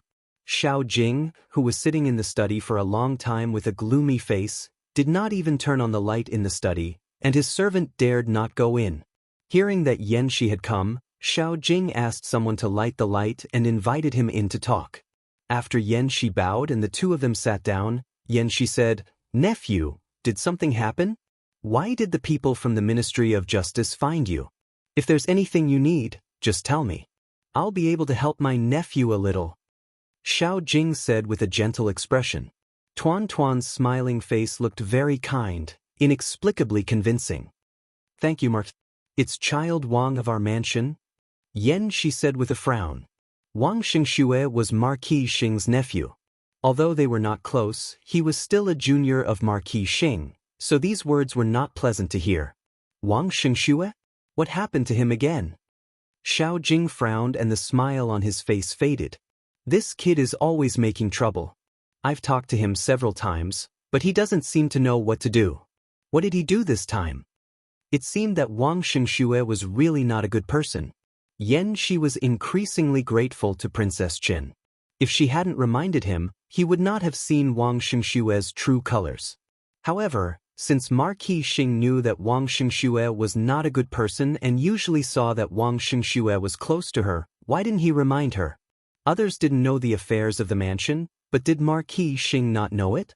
She actually had some doubts because of Xiao Jing's words, which had never happened before.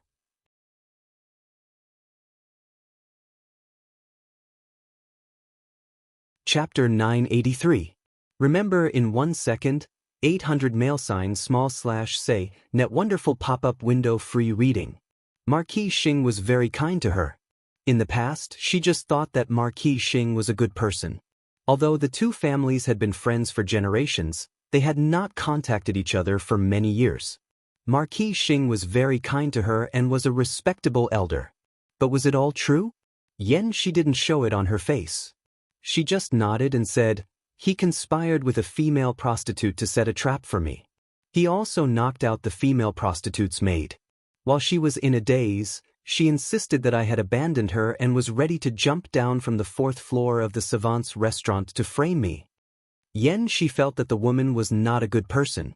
Since she had done such a thing with Wang Xingxue, she should not be the daughter of a good family. She must be a prostitute. She called herself Zhao Qingyu one moment and Ning Kaixian the next. Yen, she did not know whether it was true or not. What? How dare he do this? Xiao Jing was furious when he heard that. He slammed his hand on the table and said, "It has nothing to do with him. Why would he do this to you?" He said he was jealous that I was valued by the Marquis. Yen, she used Wang Xingxue's reason. Nonsense, what nonsense? Xiao Jing stood up and spun around angrily behind the desk. If he had been a good student, I would have valued him. If it hadn't been for him, I would have helped him win the Imperial examination. After he finished speaking, he turned around and bowed to Yen Shi. "It's all my fault for not disciplining him properly. He actually went down the path of evil and caused you to suffer as well. He almost ruined our plans. I hope that you can forgive me for this sin of not disciplining him properly." Yen Shi hurriedly stood up and avoided Xiao Jing's salute. "You're welcome, Marquis. This has nothing to do with you. It's Wang Xingxue's own business. This child is a disappointment. He seemed to be ambitious and had an Imperial examination. I took care of him wholeheartedly, but I didn't expect him to become like this. His sister is dead, and he is left alone outside, doing nothing good. It's my fault. I should have found him a decent job long ago." Xiao Jing stood up and said with a little bitterness in his eyes, "It's all my fault." Seeing Xiao Jing's sad expression, Yen Shi consoled him, "Marquis, you love him so much, yet he's jealous of someone else's attention. This is too much. Now that this matter has fallen into the hands of the Ministry of Justice, they will definitely investigate it thoroughly. Marquis, you don't have to blame yourself." Speaking of this matter, it really had nothing to do with Marquis Xing.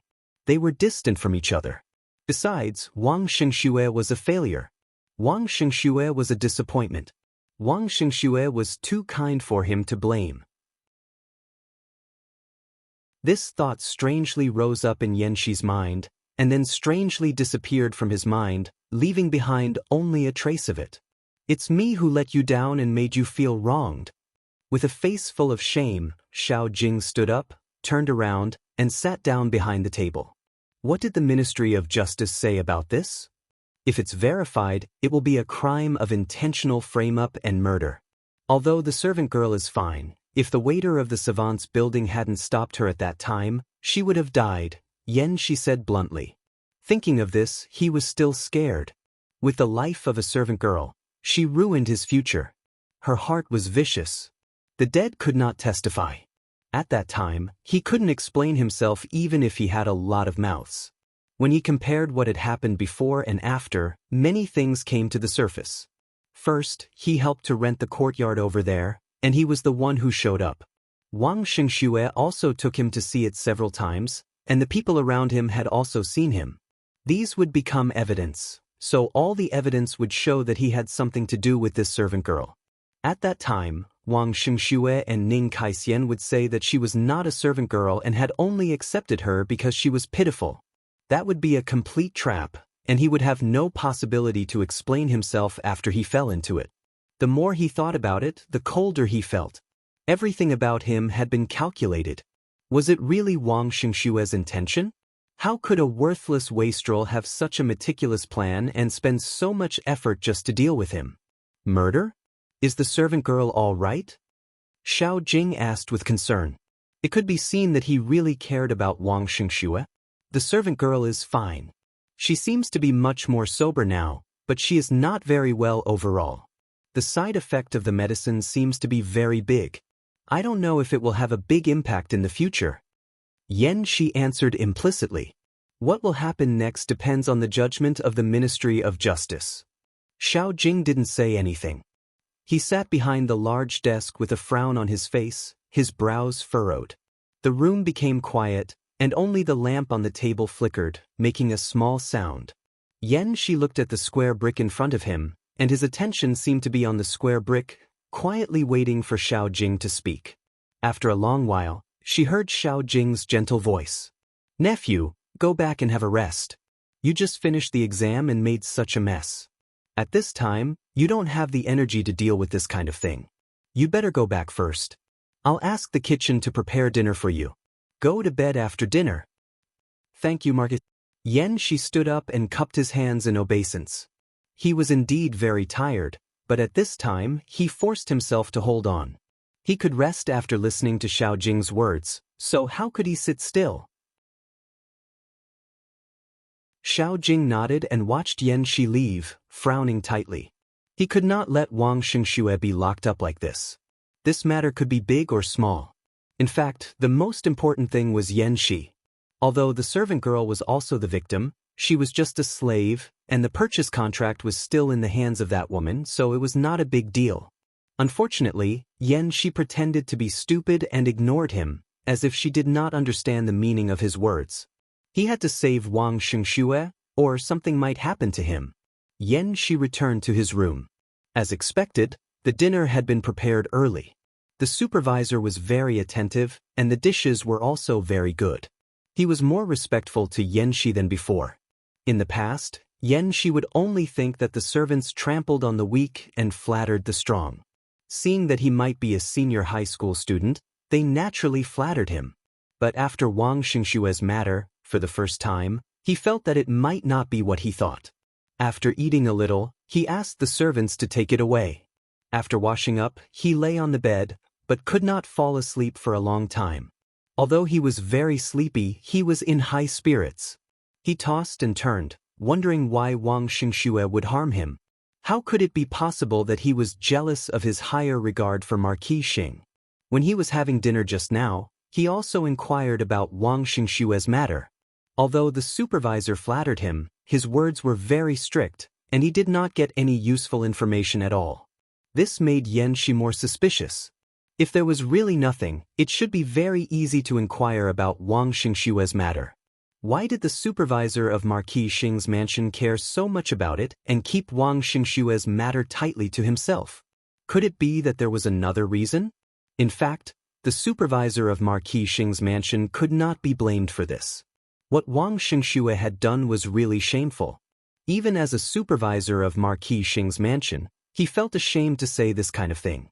It seemed that since Child Wang came to Marquis Xing's mansion, he had not done anything good. He was like this, so was his sister. They did not seem to be good. In the current situation, it could be said that he had brought it upon himself and could not blame others. However, Master Marquis told him not to talk about Wang Xingxue, which was another reason why the supervisor could not say it. Marquis Xing was very strange, so was Wang Xingxue. He had just arrived in the capital city and had met Wang Xingxue before, so it was impossible for him to become enemies with Wang Xingxue. If there was someone behind Wang Xingxue's plot against him, this person should know his whereabouts. It was too coincidental that the girl was robbed by a bully when he entered the capital city that day. Who else knew that he had come to the capital city? His heart skipped a beat. The people of Marquis Xing's mansion should know. Except for Marquis Xing's mansion, he could not think of anyone else who could plot it as if it were true. Was it Marquis Xing? Yan Shi was not familiar with all the people in Marquis Xing's mansion. There were only Marquis Xing and the first young master in the outer courtyard. He rarely met the womenfolk in the inner courtyard. Only Princess Chen had helped him, and he did not know the rest of them until now. Did he have to go to Princess Chen to solve his doubts? As soon as this idea came to his mind, he persisted in the bottom of his heart and had a feeling of wanting to get to the bottom of it. Tomorrow he would go to see Princess Chen. Perhaps Princess Chen could solve his doubts. Yan Shi subconsciously excluded Marquis Xing. The next day, Xiao Wanru met Yan Shi in Prince Chen's mansion. Hearing that he had come, Xiao Wanru was stunned at first, but she still asked someone to lead him to see Child Yan, whom she had met in a flower hall in the outer courtyard. As soon as he entered the door, Yan Shi bowed deeply to the woman sitting on the chair and said, "Thank you for your help, Princess Chen. It's just convenient," Xiao Wanru said with a smile. She slightly raised the corners of her mouth and said leisurely with her eyes, "Child Yan, how did you do in the exam?" "It should be okay," Yan Shi said with uncertainty. After studying hard, how could he be so sure that he had passed the exam? He was good, but none of the candidates who came to take the exam would be wrong. All of them were rare talents. "Congratulations, Child Yan," Xiao Wanru said with a slight smile. "May I ask if Princess Chen was also around the savants building yesterday?" Yan Shi lowered his head and said. The eyebrows of the girl in front of him were so delicate that he would feel frightened if he looked at her for a long time. He had to sigh that this girl was extremely beautiful and was definitely not comparable to ordinary women. "Yesterday, I went to the savants building and saw what happened in it." Xiao Wanru knew what he was asking about, so she did not deliberately hide it. When she spoke yesterday, she mentioned second uncle. In fact, the Ministry of Justice was not only investigating it, but also didn't find out that she was involved because of Chu Liuchen's intention. Yesterday, was it really Princess Chen who saved him? Although Yan Shi had guessed it from the words of the officials of the Ministry of Justice, he still couldn't help raising his head excitedly and looking at Xiao Wanru, who was sitting on the chair.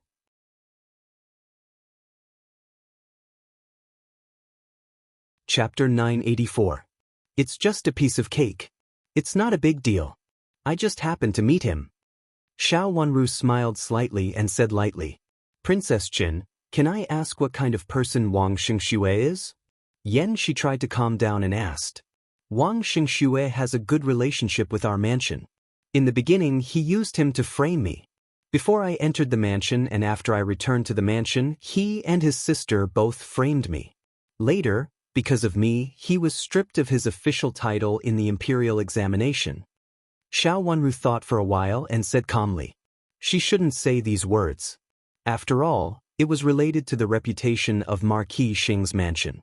However, in Xiao Wanru's heart, Marquis Xing's mansion was very low.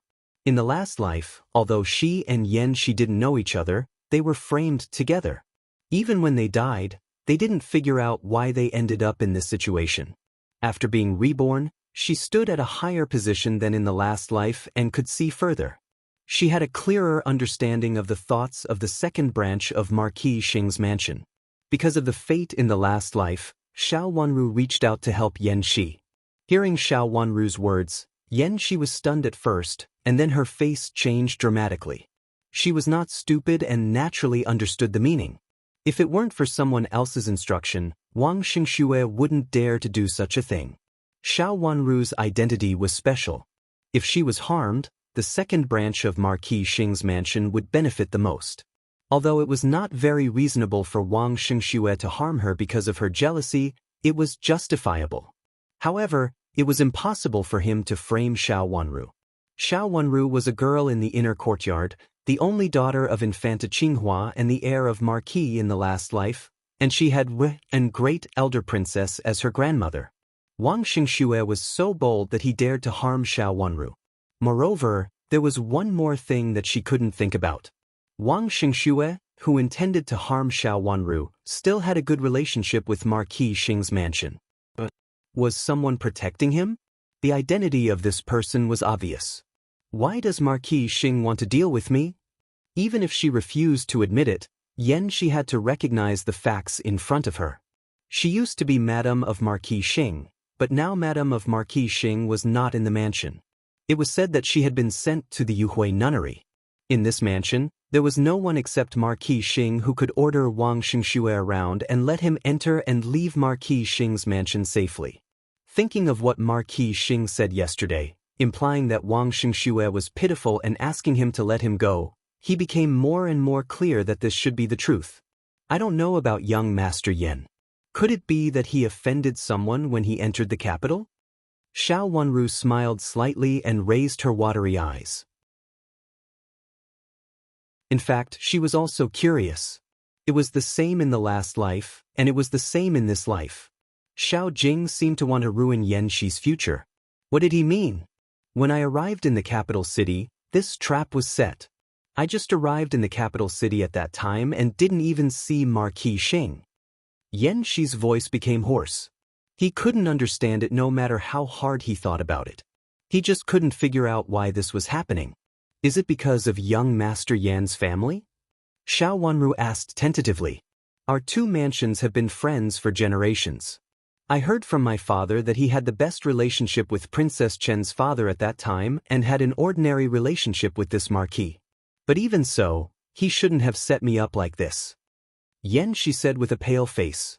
It was really difficult for him to accept that a kind elder, who he respected, had become a scheming person at the moment. Young Master Yan, you can ask your father about it. Xiao Wanru shook her head. She really didn't know about it, but she was sure that it should have something to do with Yan Shi's family. Thank you for your help, Princess Qin. Yan Shi stood up, bowed deeply to Xiao Wanru, and then said goodbye to Xiao Wanru.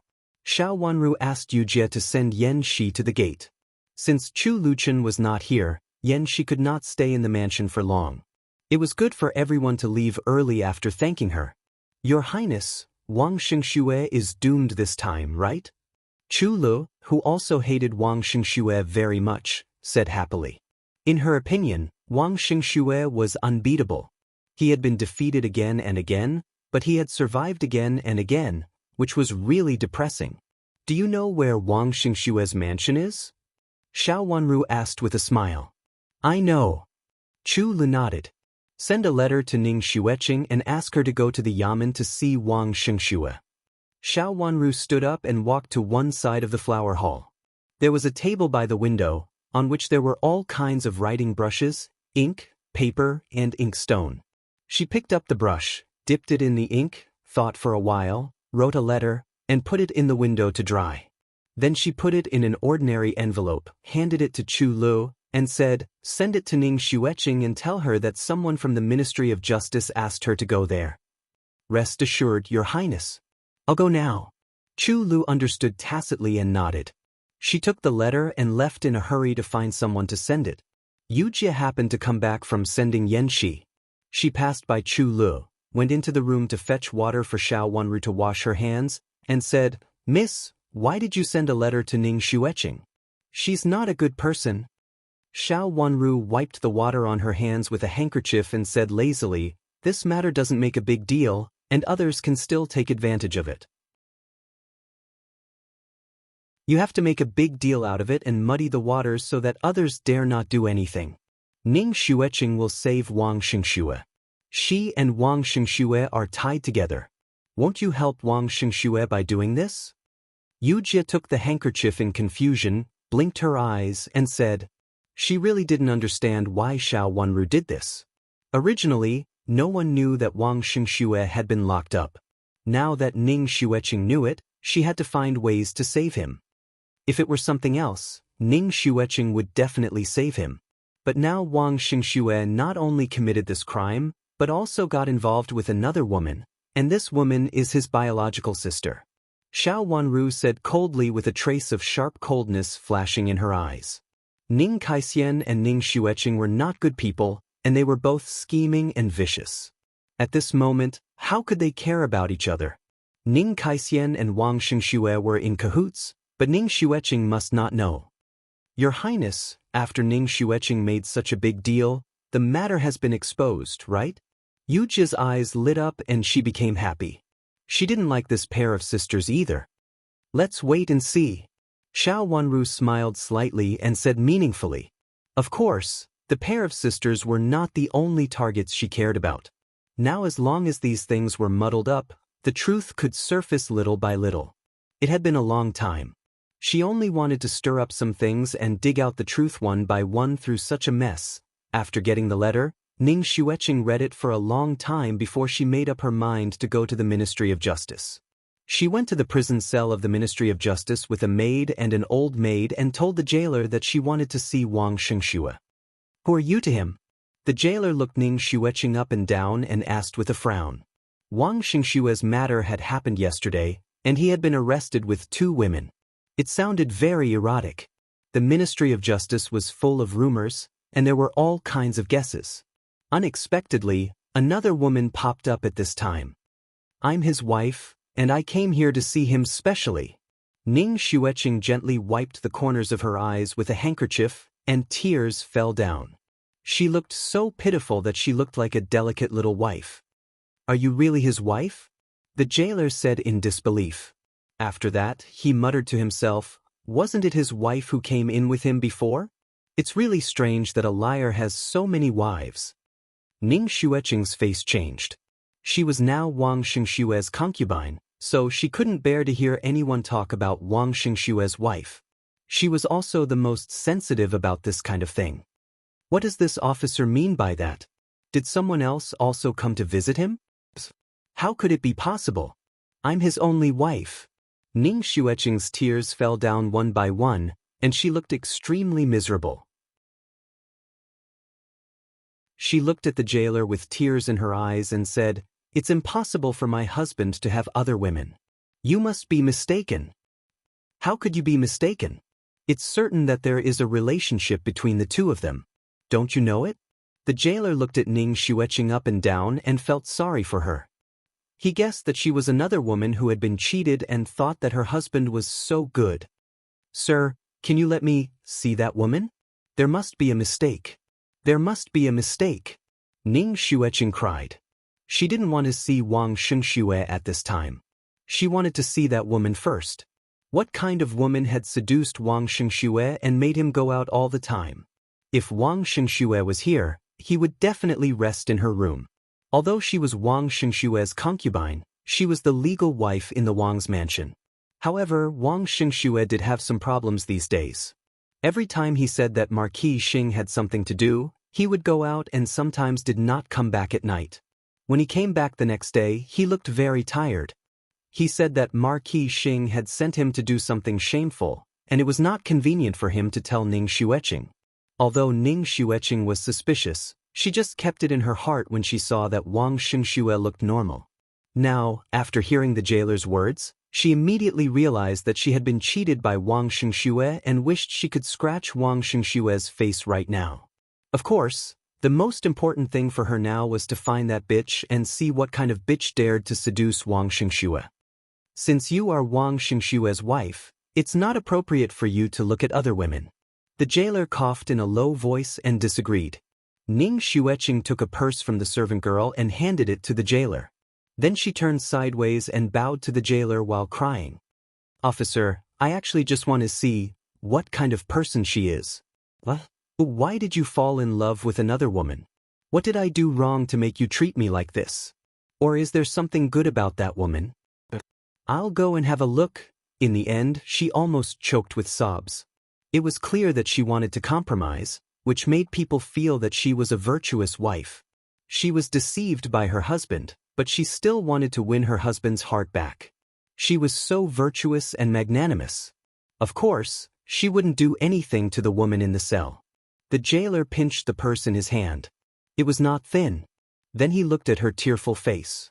After thinking for a while, he felt that nothing bad would happen, so he nodded at once and said, "Just go in and have a look. Don't say anything.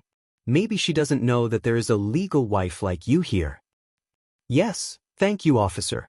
Ning Xueqing bowed gracefully.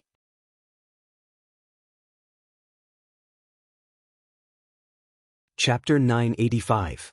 Ning Kaixian and Wang Xingxue had not been sentenced and were temporarily detained, so they were not divided into men's and women's prisons. Coincidentally, Ning Kaixian was locked up next to Wang Xingxue. Ning Kaixian had put most of the blame on Wang Xingxue, looking confused and ignorant. Now that there was no one else around, she immediately softened and leaned against Wang Xingxue, wiping her tears but saying nothing. She looked extremely aggrieved but did not know what to say. Wang Xingxue's face was very pale. He frowned and ignored Ning Kaixian. He was also very flustered. There was such a big mistake, and the servant girl did not die. How could she not die? Didn't they talk well before? After those repeated words, he felt dizzy and jumped down. What happened next had nothing to do with him. The more Wang Xingxue thought about it, the more confused he became and could not help but scold her. "Why did you let others see your face?" "I don't know. I've been very careful, but I didn't expect that I would be noticed." Ning Kaixian burst into tears when she heard the question. Tears fell down her cheeks, and she looked at Wang Xingxue with tears in her eyes. "I should have taken the responsibility just now, but I didn't expect to be caught. I accidentally said something. You, don't blame me. When I'm interrogated next time, I'll take all the responsibility." "Why did you take responsibility for everything?" Wang Xingxue said angrily.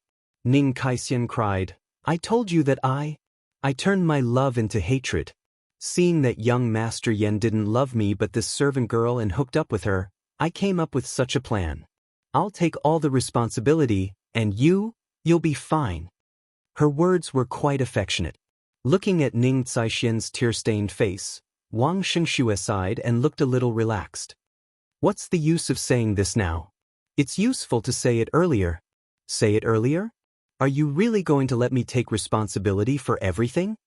Ning Kaixian sneered secretly, but still showed a look of regret on her face. "I was scared at that time. Once I was scared, I panicked. Whatever they asked, I told them. I'm sorry.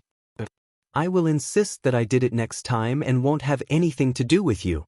Wang Xingxue stretched out his hand over the fence between the two temporary cells and wiped the tears from the corners of her eyes. "You can say so in the next trial. She is your maid, and she originally bought a death contract with you. Moreover, she is fine in the end. Even if you, the master, are at a disadvantage, it is not a big deal." "Is it really not a big deal?" Ning Kaixian was surprised and delighted. "Of course, it's not a big deal.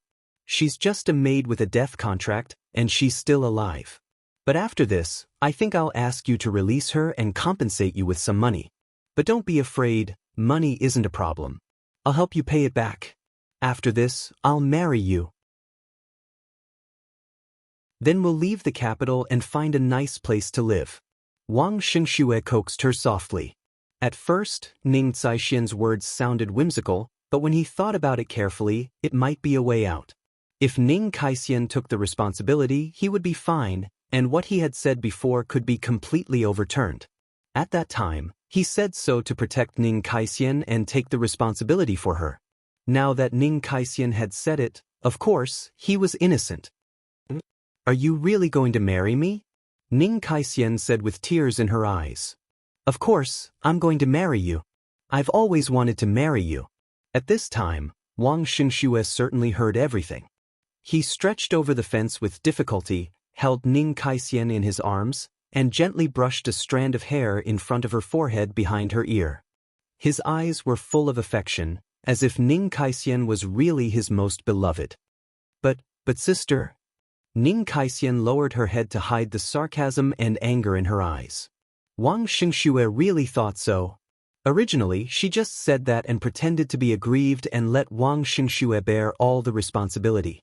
She didn't expect that Wang Xingxue actually had the same idea and wanted her to bear this matter. Could she bear this matter? Wang Xingxue thought he didn't know anything, But he didn't expect that when he was in prison at that time, an old maid was imprisoned next door, and it was a similar thing. That old maid beat her servant girl until she was disabled, and the servant girl's family sued the old maid. The old maid also argued in this way, saying that this servant girl had an irrevocable contract. Even if she was beaten to death, no one would care, let alone being disabled. That being said, this irrevocable contract did not stand up to scrutiny. It was said that the irrevocable contract had been signed less than half a year ago. After the old maid brought it home, she either beat or scolded the servant girl every day. It was obvious that she harbored evil intentions and wanted to beat the servant girl to death. Otherwise, an ordinary family would not buy an irrevocable contract when buying a servant girl and pay several times the price. This was to buy the servant girl's life. This matter was disputed for a long time. On the one hand, it was said that no one died in the irrevocable contract, and on the other hand, it was said that the old maid intended to kill the servant girl. The result of the dispute between the two parties for a long time was that the old maid was sentenced to exile. Ning Kaisian bought this servant girl for less than half a year. The irrevocable contract was also divided into years. Even though this servant girl did not die, the matter of plotting against young Master Yen was probably not enough to be sentenced to exile. After all, Yen she was a Juzi who went to the capital city to take the Imperial examination. Once he was selected, he would become an official. Ning Kaisian did not dare to bet on this kind of thing. She could not take responsibility for this matter, and Wang Xingxue must take responsibility for it. She thought so in her heart, but she still said affectionately, "My sister is also yours now. How can I marry you? Don't worry, I always have you in my heart. It was like this before and it is still like this now. It has always been only you. Xueqing is just a concubine now, and she can't control whether I want to marry or not. When you marry me, you can also help Xueqing manage the household. It is also a good thing for you two sisters to marry me together." Wang Xingxue comforted Ning Kaisian. Now he would say whatever was pleasant to hear. His eyes were full of affection, which was not inferior to Ning Caishian's. Now the two of them looked more like a pair of ill-fated mandarin ducks. The two of them stared at each other with tears in their eyes and were speechless. When such a scene and such words fell into the eyes and ears of some observant people, they would have a different feeling.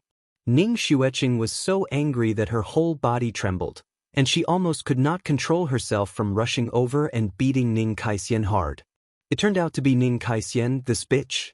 She had helped this bitch and rescued her, but she did not help her marry Wang Xingxue as she wished. Instead, she became Wang Xingxue's concubine. Thinking of this, Ning Xueqing wanted to tear Ning Kaisian apart. It was Ning Kaisian who asked her to help Wang Xingxue at that time. She said that helping Wang Xingxue could make him feel grateful. After that, she would definitely ask Wang Xingxue to marry her. Unexpectedly, she failed to frame Xiao Wanru. Not only was Wang Xingxue reprimanded, but she also became a concubine. At the thought of this, Ning Xueqing gritted her teeth with hatred. Why did she believe what Ning Kaisian said at that time? If Ning Kaisian was a feasible woman, how could she have fallen into such a situation at that time? After that, Ning Qingxue did not pay attention to Ning Kaisian anymore and lost contact with her. She did not expect to see Ning Kaisian here, and what was more unexpected was that Wang Xingxue and Ning Kaisian were actually together.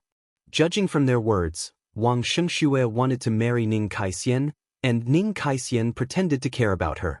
What a shameless couple! The handkerchief in her hand was tightly crumpled into a ball, and she didn't move.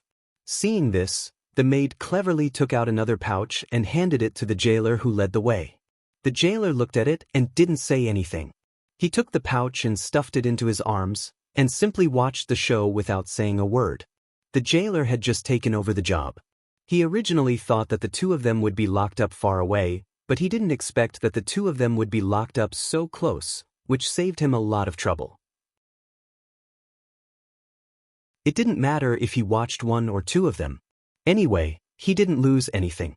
The place where the two of them were standing happened to be at the corner. Under the dim yellow light, no one noticed that there was someone here. Wang Xingxue and Ning Kaisian didn't notice it either.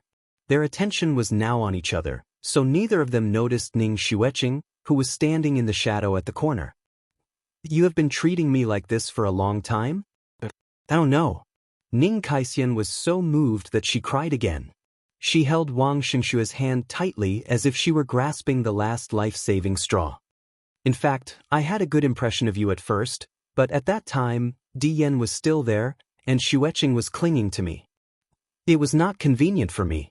Otherwise, Di Yan wouldn't have been involved at that time, and you wouldn't have fallen into such a situation. Later, Xueqing also begged me to help you escape. As soon as I heard that it was about you, I had to help you no matter what. Wang Xingshue's words became smoother and smoother, and the affection in his eyes became more and more affectionate. My sister will be angry, Ning Kaixian said while thinking of an idea in her mind. Why should she be angry? She is just a concubine. Does she really think that I will harm her, a concubine, to live? What will others think of me? How can I socialize with a decent family? Wang Xingxue said with a straight face. Ning Xueqing trembled with anger in the shadow. These two shameless men and women have hooked up with each other long ago. Ning Kaixian looked up at Wang Xingxue affectionately with her beautiful eyes and said while shedding tears, I will listen to you. I have been mine for a long time. If I don't marry you, who else can I marry? Wang Xingxue nodded randomly and said, I know. Don't worry, I won't betray you. Xueqing will be happy to be my concubine. You are her elder sister, so she, as your younger sister, naturally has to be your younger sister for a lifetime. This last sentence was the last straw that broke Ning Xueqing's heart. She suddenly rushed over and said, Ning Kaixian, you are so shameless. You hooked up with another man before you got married. You gave your body to him before you got married, and the one you hooked up with is your brother-in-law. You are so dirty. While speaking, Ning Xueqing had rushed to the door of the cell and slapped Ning Kaixian hard in the face behind the bars.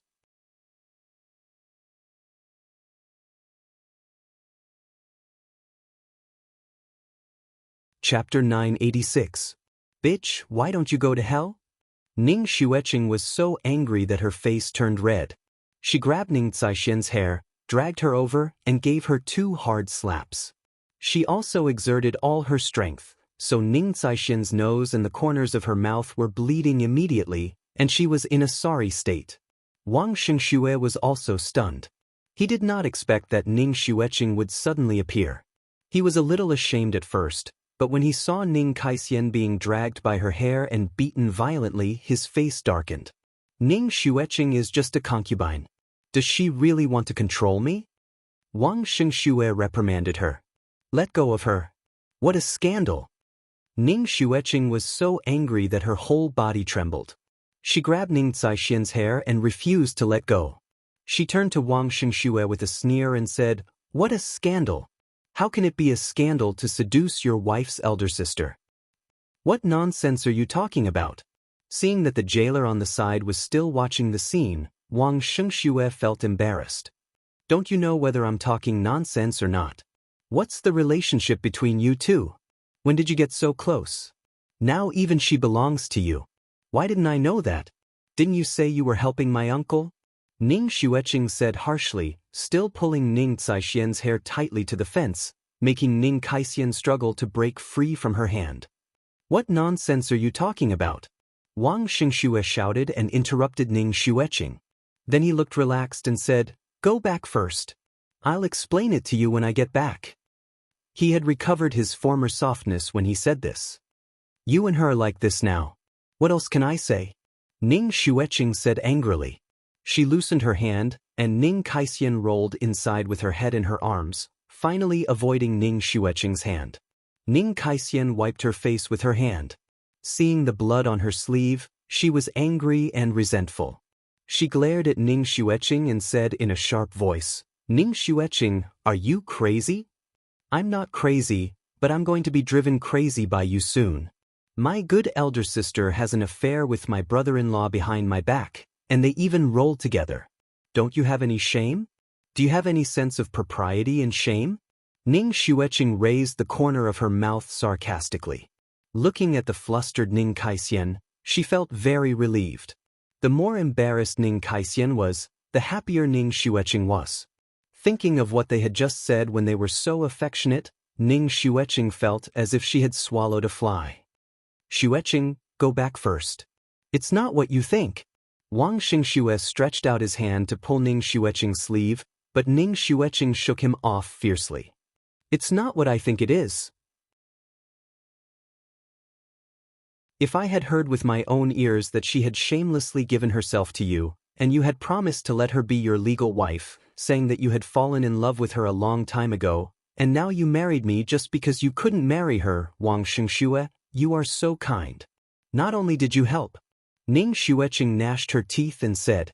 Her voice was sharp and resounding, startling many people in the cell.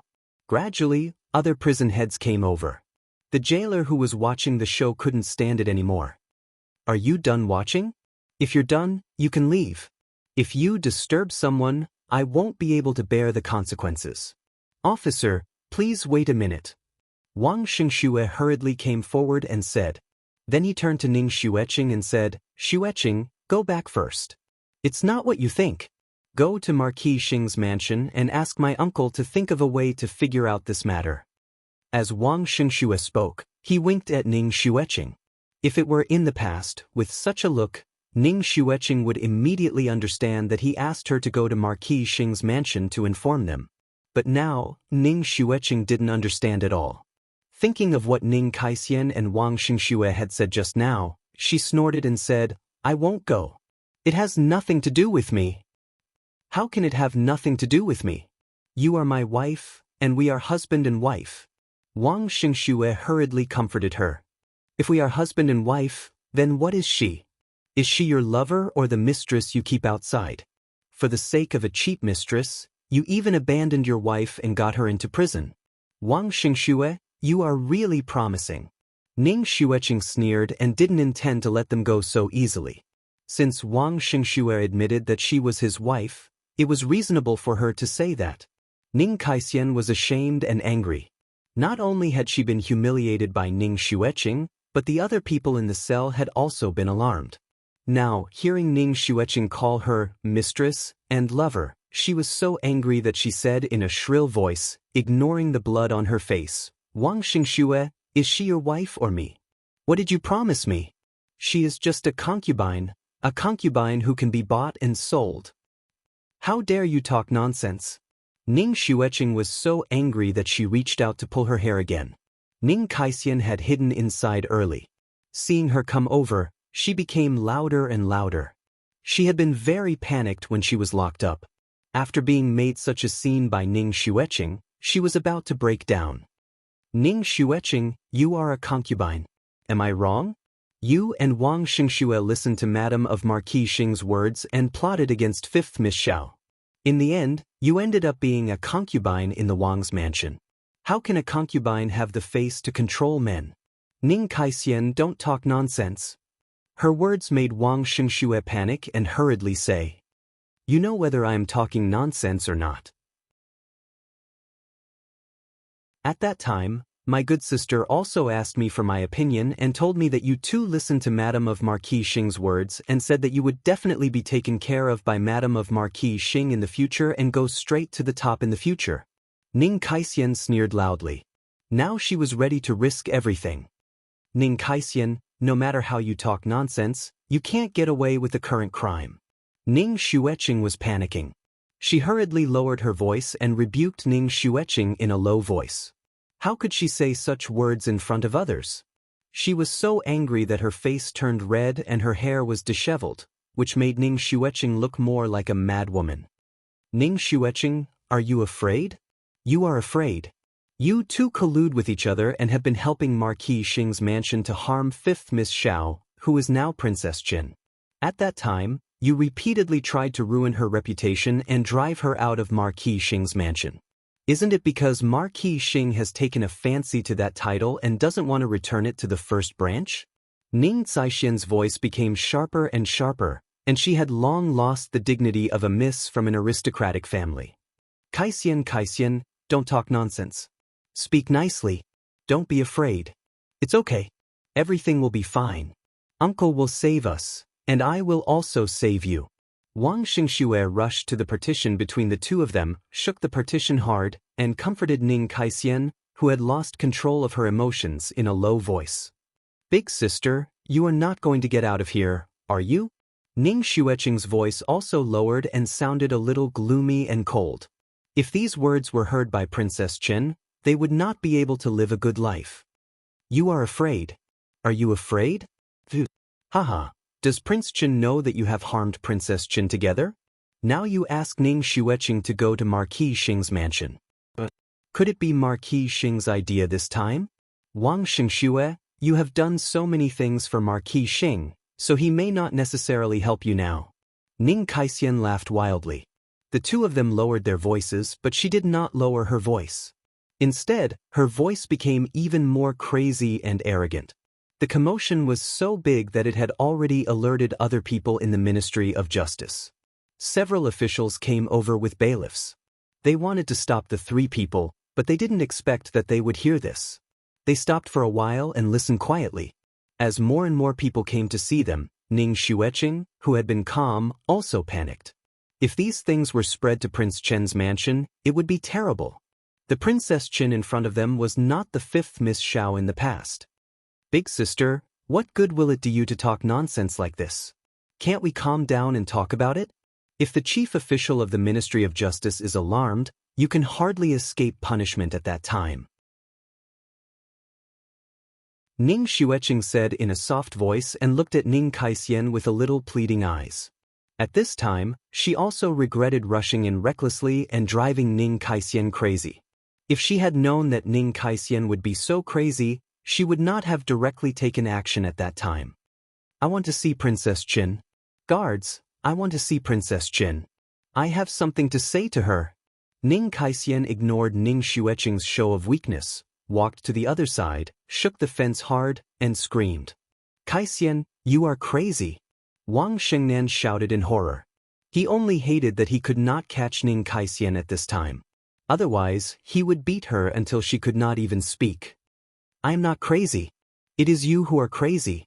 You will suffer retribution for following Madame of Marquis Xing to harm Princess Chen," Ning Kaixian said in a shrill voice.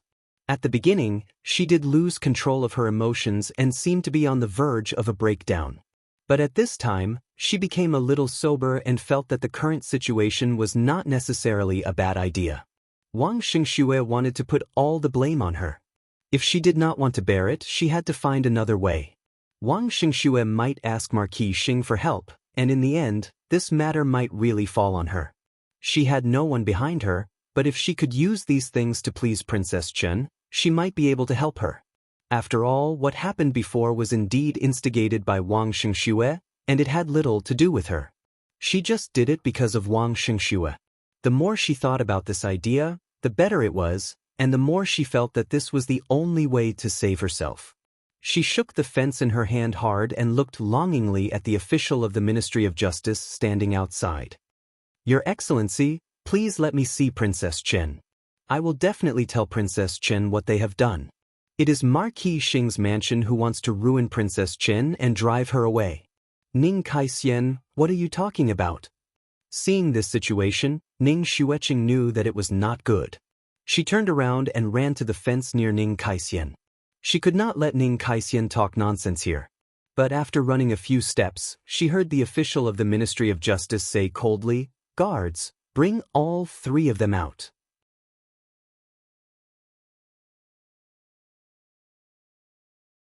Chapter 987. Is what you said true? It's all true. The two of them have been framing Princess Chen. At the beginning, before Princess Chen officially returned to her family, they followed the instruction of Madame of Marquis Xing and secretly dealt with Princess Chen, intending to ruin her so that she could not return to her family. Ning Kaixian knelt in the hall and loudly testified against Wang Xingxue and Ning Xueqing. She had mentioned Marquis Xing when she was in a state of confusion. Now, of course, she did not dare to mention Marquis Xing and only mentioned Madame of Marquis Xing. "Big sister, I know you want to marry my husband and can't bear to see us together. But even if you marry him now, my relationship with him can't be broken. Big sister, do you really want to drive me to death? Give up the position to you? What good will it do you?" Ning Xueqing knelt beside her and looked at her with tears in her eyes. At this time, she looked completely different from the way she had crazily beaten up Ning Kaixian. She looked both gentle and sad. As a poor woman whose husband was robbed by her elder sister, she did a good job and made people sympathize with her. Ning Kaixian bit her lip. She understood Ning Xueqing's words. She was implying that it was not good for her to say such words. Not only would she not get Wang Xingshue's love, but she would also be detested. Without this case, Ning Kaixian would not have said such words. If she said such words, it would be impossible for her and Wang Xingxue to be together. But she had to say it. Even if it was to get rid of this case, she had to say it. Ning Xueqing did not know what had happened this time and thought that she could be controlled by such words. Second sister, you lied to me, and so did Wang Xingxue. You cheated me of everything and made me think that he would marry me, but it turned out to be a trap. In this case, why did you say such words again? Ning Kaixian cried loudly. She had already stopped thinking about other things and only wanted to get out of the prison of the Ministry of Justice. She turned her head and kowtowed to the two officials above, testifying, "Officials, it was also Wang Xingxue who instructed me to do this. He said that he wanted to harm child Yanxi, so he asked me to show up and pretend to be a woman in distress. I don't know what kind of grudge he has with this young Master Yen. I only know that the two of them have never met before. The first time they met, I was there. Is this the first time we've met?" Qiu Yu asked coldly. Yes, it must be the first time they met. When Wang Xingxue met young Master Yen, it could be seen from the way they talked and their movements that it was the first time, Ning Kaixian said with certainty. Since it's the first time, they haven't met each other and there is no grudge between them, why would Wang Shengsuexu harm a person he has never met? Qiu Yu slammed his hand on the table and shouted, "Wang Shengsuexu!" Things happened so fast that Wang Xingxue had no time to react.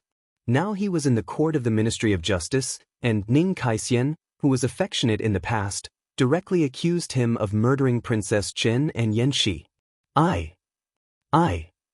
I'm jealous that Marquis Xing thinks highly of Yanxi. Wang Xingxue stammered. Since you have never met him, how do you know that there is such a person who has been waiting for a long time and set up a trap? Qiu Yu slammed his hand on the table and said, "If you can't explain it clearly, you will be punished severely." No, I heard from Marquis Xing before that he would come to the capital city. Before he arrived in the capital city, Marquis Xing had prepared a lot of things. I am the nephew of Marquis Xing, but I am not as good as him, who has nothing to do with me. I can't accept it.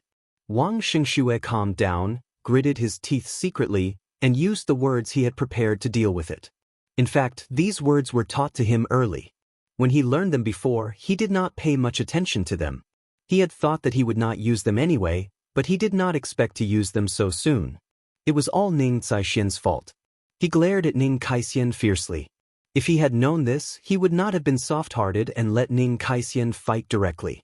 At that time, it would be Ning Kaixian who would die, and there would be no such thing today. Are you jealous of a person you have never met? Qiu Yu said coldly. I was also obsessed at that time.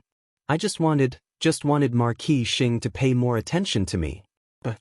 As Wang Xingxue said, he also kowtowed a few times, looking regretful. So, it was really because of jealousy? Qiu Yu could not make up his mind, so he looked at Wen Shiqi beside him. Wen Shiqi happened to be there, so he asked him to come over and listen. This case should have been Qiu Yu's business. Although Wang Xingxue's explanation was forced, it was not without reason. There were many cases in the Ministry of Justice, and some people were so paranoid that they did things that were against reason. Ning Kaixian, do you have evidence that they conspired to murder Princess Qin? Wen Shiqi looked at Ning Kaixian indifferently and asked. I don't. Hearing the question, Ning Kaixian said anxiously. Now she had broken up with Wang Xingxue and Ning Xueqing, so she certainly didn't want them to get away with it. If they got away with it, she would definitely not get away with it. Since you don't have evidence, you are making a slanderous accusation. In addition to this crime, I'm afraid it will be difficult for you to get away with it. The servant girl is also your servant girl, and it is also you who keeps the servant girl alive in the end. Wang Xingxue is the mastermind, and you are also the mastermind. You can't get away with the crime. But if someone protects you, things will be different. When Shichi said indifferently, his expression was extremely indifferent and calm. He was just stating a fact. Ning Kaixian turned her head to look at Ning Xueqing, who was suppressing her hatred, and Wang Xingxue, who glared at her from time to time. She shivered all over. She was guilty, but Wang Xingxue could be protected by Marquis Xing. In the end, most of the responsibility would fall on her. Your Excellency, although I don't have evidence, I know some of their previous plots. If no one told me, how could I know? In fact, I was not in the capital city at that time. Ning Kaixian gritted her teeth and said, at this time, she could not retreat. Even if she had to bite the bullet, she had to bite the bullet. If Wang Xingxue took more responsibility, she would be less responsible. Your Excellency, when Princess Chen returned to her family, something happened. A woman wore Princess Chen's clothes that day and met Wang Xingxue secretly. Then she jumped into the water and swam far away, so that no one could catch up with her. The purpose was to make people misunderstand that Princess Chen was unclean. If it hadn't been for an accident, the woman would have worn this set of clothes and gone to the courtyard where Princess Chen lived. At that time, they calculated the time when Princess Chen was taking a bath. The clansmen of the Shao clan followed the woman's water trail and would definitely find Princess Chen's courtyard. The same clothes would be changed after taking a bath and then thrown into the basin of water. Even if they weren't washed, they would be wet.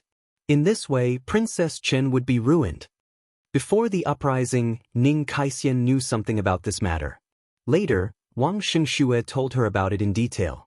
At that time, Wang Xingxue still couldn't figure out why the fire suddenly broke out and ruined Madame of Marquis Xing's plan. If it hadn't been for the fire, things would not have turned out like this. Speaking of this matter, Wang Xingxue also regretted it. In the end, he still couldn't figure out why such a perfect plan failed in the end. In the end, he brought Xiao Wanru's maid, Dongxing, into his mansion, and even Ning Xueqing became a concubine. Your Excellency, they plotted against Princess Chen. They not only wanted to ruin Princess Chen's reputation, but also wanted to kill her. At that time, the clansmen of the Shao clan were all there. If Princess Chen was really plotted against by Wang Xingxue at that time, the clansmen of the Shao clan would definitely execute Princess Chen overnight. Even if Ruian Great Elder Princess knew it later, it would be too late. When they were in love, Wang Xingxue told her everything. Ning Kaixian said it clearly and logically. After that, she kowtowed a few times and said, I was not in the capital at that time. If Wang Xingxue hadn't told me, how could I have known it so clearly? The details can't be heard outside. Although there were rumors outside, the details were indeed not as clear as Ning Zaixian's. When Shichi's face turned cold. He had always been gentle and kind to others, and had never shown such a cold expression. Qiu Yu looked at him in surprise. Since Princess Chen and Madame of Marchioness Xing are involved in this matter, ask someone to bring Madame of Marchioness Xing here. Let's go to see Princess Chen and ask if it was true at that time. When Shichi said, just based on what she said, we can bring Madame of Marchioness Xing here? Qiu Yu was stunned for a moment and did not understand. Madame of Marchioness Xing was a noble madam with a high rank. Wasn't it too rash to bring her here just based on what Ning Kaixian said? Anything related to Princess Chen is not a trivial matter. Before Prince Chen went on a diplomatic mission, he broke the hand of second young Master Chu. When Shichi said lightly. As soon as he said this, Qiu Yu felt that his hand also hurt. Of course, he knew Chu second. Although the two of them were in different circles, they were both noble people, so how could they not be familiar with each other? Chu second was the lineal grandson of Ruiping Great Elder Princess, whose status was much higher than his. This Prince Chen could not be provoked. This Prince Chen was very good to Princess Chen. This Prince Chen would not care who the other party was when he took action. Putting these points together, Qiu Yu immediately understood. He straightened up and nodded. Okay, Ask someone to bring Madam of Marchioness Xing here. As for Duke Xing, Marchioness Xing should also be informed. Madam of Marchioness Xing is his wife. Does he really know nothing about what Madam of Marchioness Xing is planning, or does he have other secrets? If something happens to Princess Qin, who will benefit the most? When Shichi reminded him. Well, let's do it. Qiao Yu's eyes lit up, and he immediately understood the meaning of Wen Shichi's words. If Marchioness Xing really wanted to deal with Princess Qin, it would be a big case. He did not expect that such a trivial matter could lead to such a big case. The original matter was a trivial matter, and it could not be investigated clearly. Now the most important thing was to investigate the framing of Princess Qin. Go and bring the concubines from Wang Sheng's academy here. I will go to Prince Chen's mansion to see Princess Qin and ask her about this. When Shichi said, "You're tuning in to the Passion Pages YouTube channel. We're so grateful for your support, and don't forget to subscribe to join us on this incredible journey through captivating stories. Your generosity through donations truly makes a world of difference, as it's the primary source of revenue that allows me to expand and enhance this channel for you. Thank you from the bottom of my heart for being a part of this adventure."